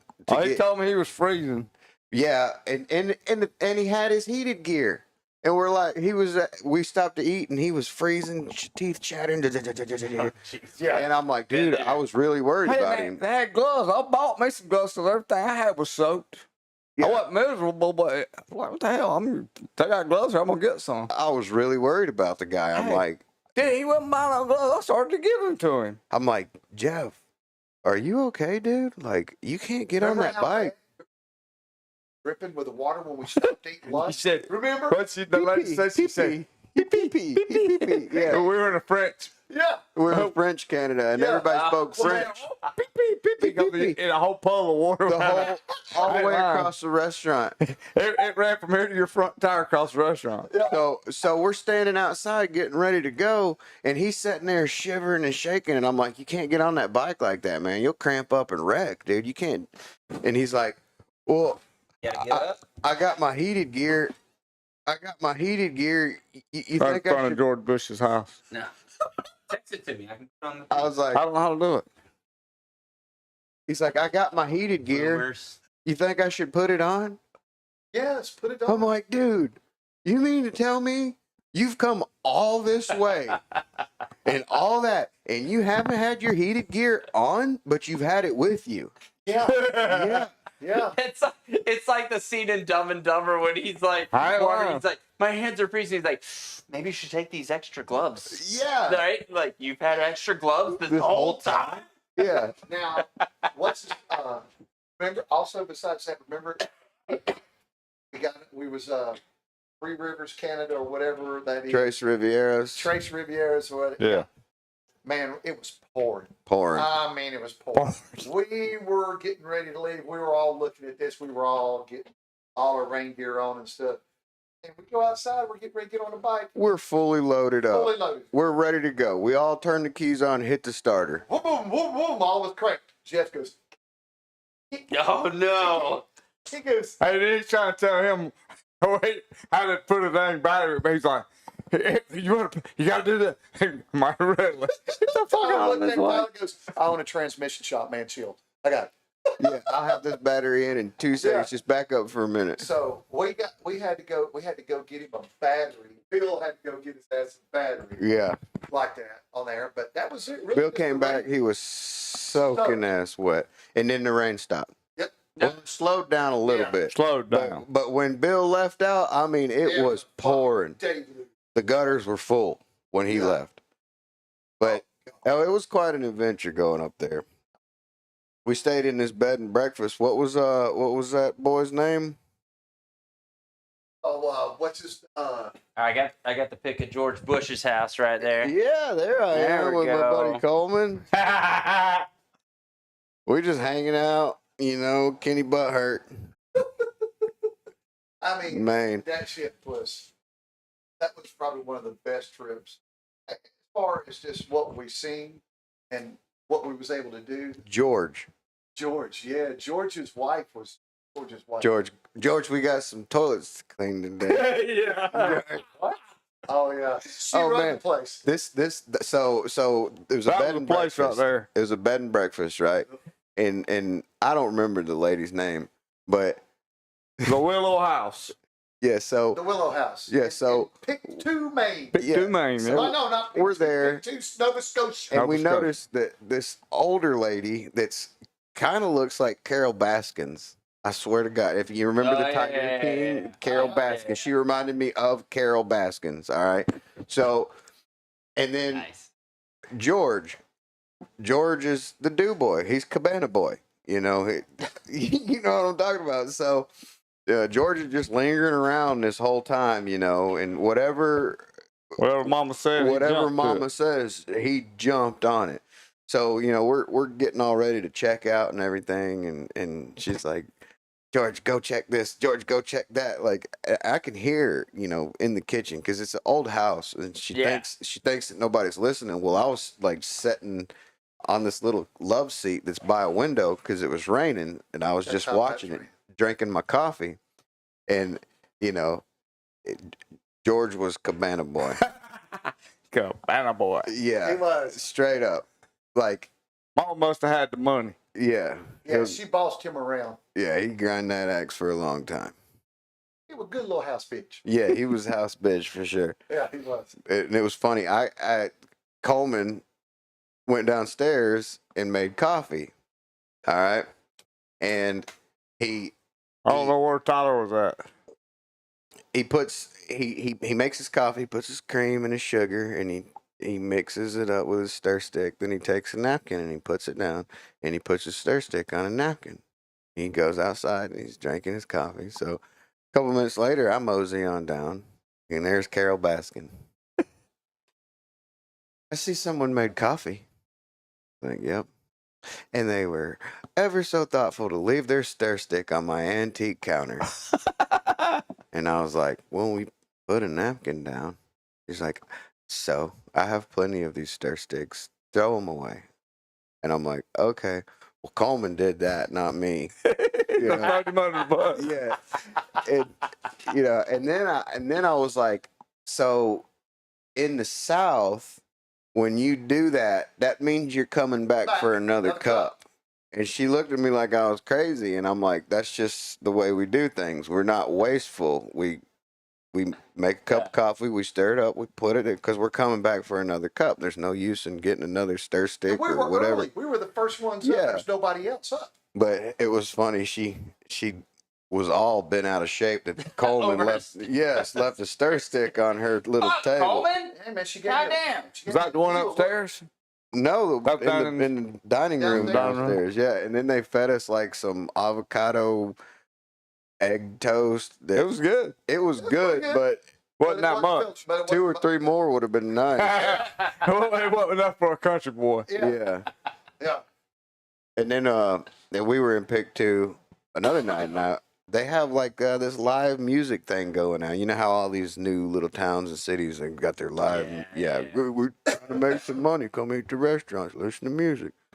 So I go down there, and we had eaten at this restaurant, and it was closing down because we always get back to camp late.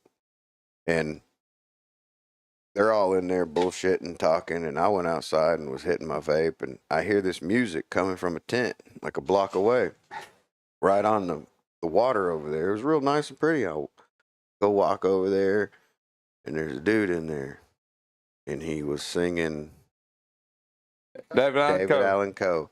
You Never Really Loved Me. Oh, I thought it was Mama Got Run Over by a Damn Little Train.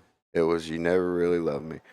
And I didn't know that was the song he was playing. You didn't recognize it? No, I only knew because I knew the lyrics of the song.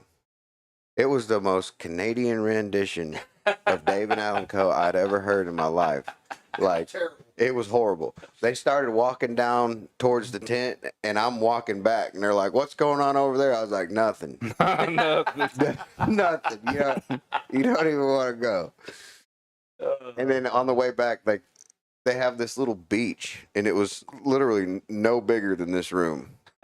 You know, and the lady, Carol Baskin, she's like, y'all go look at the strip, go down and check out the beach.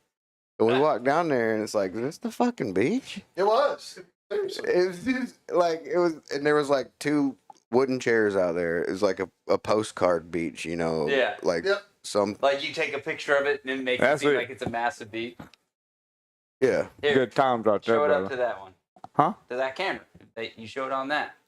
The camera up there. So Mike, there's cameras that are. You're being watched so right now, there's sir. cameras that are on you. Roger. Like that one is looking at you. Damn. Roger. So yeah.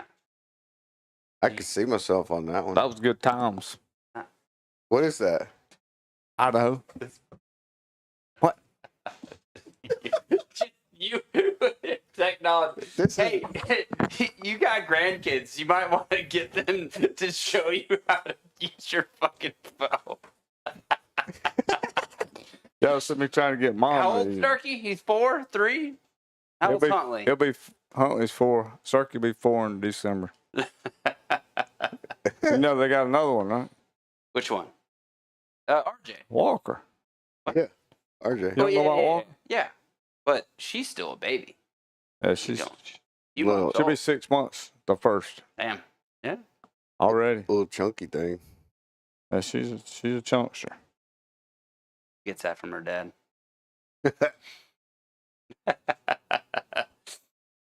Well, any other stories we're gonna bring up, or are we gonna wrap the show up, fellas? We're gonna wrap it up. Papa Hey, I will tell you. Do you need to stay here tonight? You go sleep on the 500, Listen, bring back days of the 80s? If you ever go to Canada and you go with Mike, let him go first. Because by the time you go up there and show them your passport, they don't want to hear a fucking thing you got to say. Because they're still trying to figure out what the hell he was talking about. Just wave you through. So, we went up to the fucking border, man. And I don't even know what he told him. But I disagreed with him. Yeah, I was second. yeah. He said y'all were going to so-and-so and you're going to loop around. You're supposed to be back down in Virginia by Thursday night. I was like, that ain't the fucking plan, but yeah. That's questions. I wasn't sure. I just told you some answers. That's where we're going. Yeah. Hell yeah. And he I'm started with this asking me guy. the same shit. And I was like, God damn, what is Mike told me? Well, what are y'all doing up here? I said, hell, we come through riding. He goes, well, where are you going? Hey, so I was third, wasn't I? Yeah. I was third in. All right, I get up to the line, and I knew what happened. I get up there, I take my helmet off, turn the bike off, put the kickstand on. I hand them my passport, and then go, "You with them?" I said, "Yeah." Have a nice trip. That was it. That was it. Coming back into the United States, the same shit. And then Hey, the guy told me when we came back in, I was trying to pronounce that phrase, but I was making it Spanish. He started laughing. He goes, next time you say it, you might not want to put Spanish. He said, it's French. I was like, I said, man, I'm from Georgia, man. I said, I'm just trying to get back home. He goes, you have a good trip, son. Yeah. Back home. And then we like. And then dude run us off because he said we might get shot or something. Yeah, we come back into the United States and we cross over the border, and as everyone goes through, we pull off, to the side and wait on everybody else. Well, we all meted up, and we had been going through some rain and stuff, so the weather was, easing up. So we decided to take off some rain gear. We're on the side, on the shoulder, way out of the way, but we are maybe 50 yards from the border? Yeah, I would say from the checkpoint? 400, 500 feet from the check. Well, not even, maybe 3. So we're there. Yeah, and we're taking our stuff off, Hey, so you're like stripping within view of the border. We're not stripping. You're just taking jacket off, Well, to them, you're stripping. Yeah, so, we're like, oh, we're back in the States, almost home, So next thing you know, some dude comes walking out there, and he's like, hey, guys, are you all here? And we're like, yeah, time to move along. I would hate to have one of y'all get shot because somebody decides they want to come barreling through here in their truck and come across the border illegally, and y'all get caught in the crossfire. You are in direct line of fire. From Canada to the U.S. Yeah. I thought they just threw maple syrup at people. I wanted to be like, hey, relax, buddy. Relax, guy. He was all business. He was Barney Fife, buddy. I'm not your guy, buddy. Hey, buddy. I'm not your friend, bulletproof guy. vest on, and he was all business. Yeah, he was. Relax, guy. Do you think he had paintball bullets in his rifle? No, I didn't want to find out. He had a itchy finger, is what he told me by his statements, because that's why he got that job. He's waiting on that fucking pickup truck. Seriously, who else comes up with a fucking story like that, dude? And we're not even at a busy crossing. Like, we pull up and there's 4 cars there. When we're coming in, there's 100,000 fucking cars everywhere, 20 lanes. Here, there's 3 lanes and 2 cars. Welcome back to the United States. Come on in. Yeah. Hey, you can't park there. You're gonna get shot. A truck will be here any minute. Last one I'll say about the trip. Those people in Canada know how to drive. Hey, they get the hell out of you, what? I don't know. They do. I don't know what it is. In a fast lane? Yep, you're in a fast lane. Come up and you turn to the left. They don't say, "Hey, I'm driving the speed limit." No, No, they get the hell out of the way. as soon as you get up, whoop, they pull up. Whoop. I mean, within 10 seconds, if that. They don't even get to them. They see you coming, they move out of the way. Well, when you're doing 130, Well, is that kilometers or miles per that hour? was miles per hour. I couldn't figure out how to get my bike on kilometers. He was trying to make Bill hate that Harley. Bill was hating that Harley. That thing smelled like a burnt up Briggs and Stratton. Boy, we pushed that motherfucker to the limit, man. He said, "Boy, if I'm gonna ride across country with you, I'm gonna have to get a faster bike. I'm gonna get it going." Get some faster. You gotta get it. Some bitch drinking so much cake. Yeah. He ain't lying either. Well, that was a good show. Even though your mic didn't work, I feel like you still got a good bit of talking because you're loud as fuck. Well, So, but no, I'm glad to have you guys in. Oh, few things I was going to say while sharing the stories of the stolen bike. Again, help that dude find his bike, and you will get 500 entries into my YZ250 giveaway. Call in live during the show. The fucking guy we don't know of, he with the 350 made up story, probably 100 entries. If I don't have his name, I guess I can't give him fucking entries. I'll take them. Anonymous. Yeah, I'll give you right an extra here. one. All right. Mark Anthony that called in, 100 entries. If and It's the that easy? Scott guy, It's that 100 easy. entries to call in and share a story. That's what I want this show to be, is just to let people send in stories from riding, because fuck, just the three stooges I have in here. We do not have enough time to cover half, a quarter of.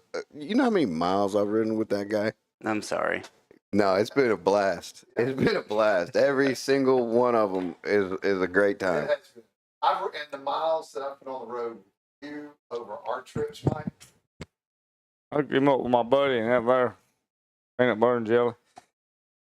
My buddy Bill, he was worried about it. I said, Coleman wants to go his. Think I'll get along with him? I said, oh yeah. Coleman ain't never met a stranger in his life. Peanut butter and jelly, you're gonna love him. So Bill has like red. Well, he's got a cotton ball now, but his beard's red. He used to have red hair. I could tell, but. You know your kind. Yeah. So I as a joke, I'm like, I won't tell people you're my fucking dad. Like we're traveling across country. This is my dad, and he went with it, and it's great. We're gonna keep going with it. That Bill's my You dad. could have gone an extra step and been like, "This is my dad. This is the trip we wanted to do. He's dying of cancer." Like he could have got the guy laid. There'll be several more just saying. opportunities. There's gonna be more trips. Yeah, we'll get that sorted out. Like, yeah, but I do like the whole. Hey, Dad! He loves that. He'll pull that out at the restaurant. I want that one, Daddy. Hey, he didn't ask me about Tyler because he probably had already asked you. I think he did. He goes, "Do you know Tyler?" Coleman said he's gonna be all right. I said, "All right, he's gonna be good." That Coleman was upset when I went to Canada because they had to take him on a trial run, and I didn't have to have no trial run. I just got to go. You were talking about him on the last show you came in. Hey, it wasn't a trial run. We took him on. You saw the picture of him on the way back. I know. He went on a real trip. He showed up ready. He was ready. He was ready. I wish I had that damn picture. Bill's got some, man. That shit. Bill's got it somewhere. He had that thing packed up, and I looked at it and said, "Shit, dude, you realize we're going riding, don't you?"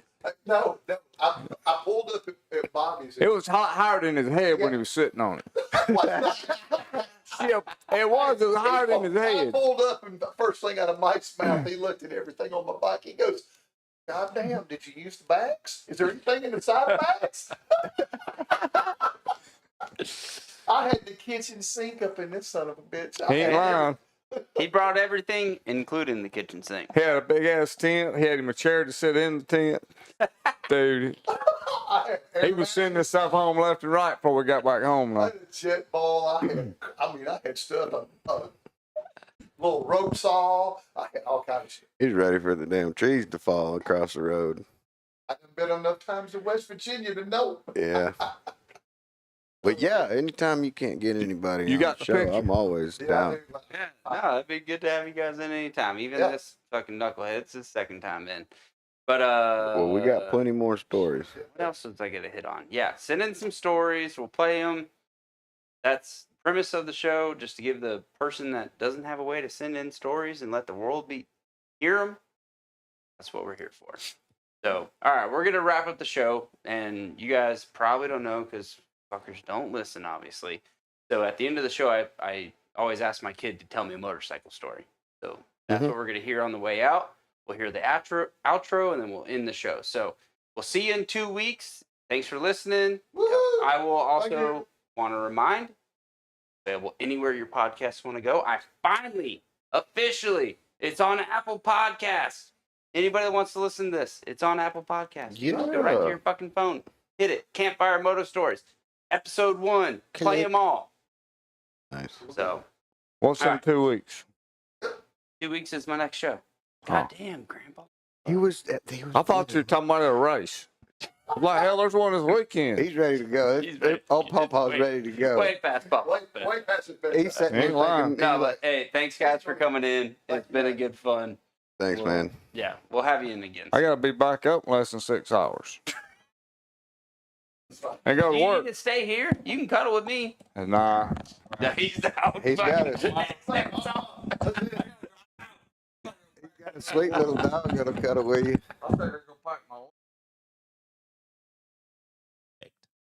You want to go ahead and tell me your story now?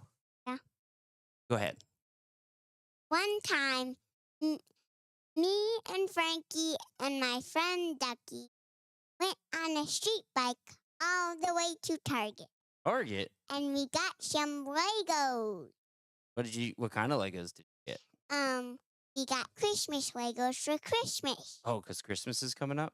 Yes. You know, Halloween and Thanksgiving's for those then. Yeah. And we also got those kind of Legos too. Got those Legos as well? You Yep. didn't get any motorcycle Legos? Yeah. Yeah. We did get some. What kind of motorcycle Legos did We got a blue one from Yamaha. Oh, okay. Because blue's your favorite color? Yeah. Nice. Anything else happen in the story? Did you guys do anything way back with Frankie and the Ducky? And we went, and next after Target we went to the beach. The beach? And me and Ducky went for a swim, and Frankie. And Frankie? But she doesn't like the water. Well, she just jumped in the water. Was she on the duck's back and she was just riding in that? I gave her a little tube thing. Target too. No, okay. You guys got that while you're there. Is that it or is that the end? That's the end.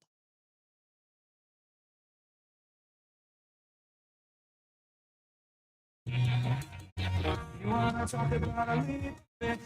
I got shot in the darkness. With cups and holidays, we give no fucks now. Who thinks twice, yeah? And when this whole takes slow, felt like it was trying to shift. How to what we knew. It can try, but it never break us. It can try, but it never break us.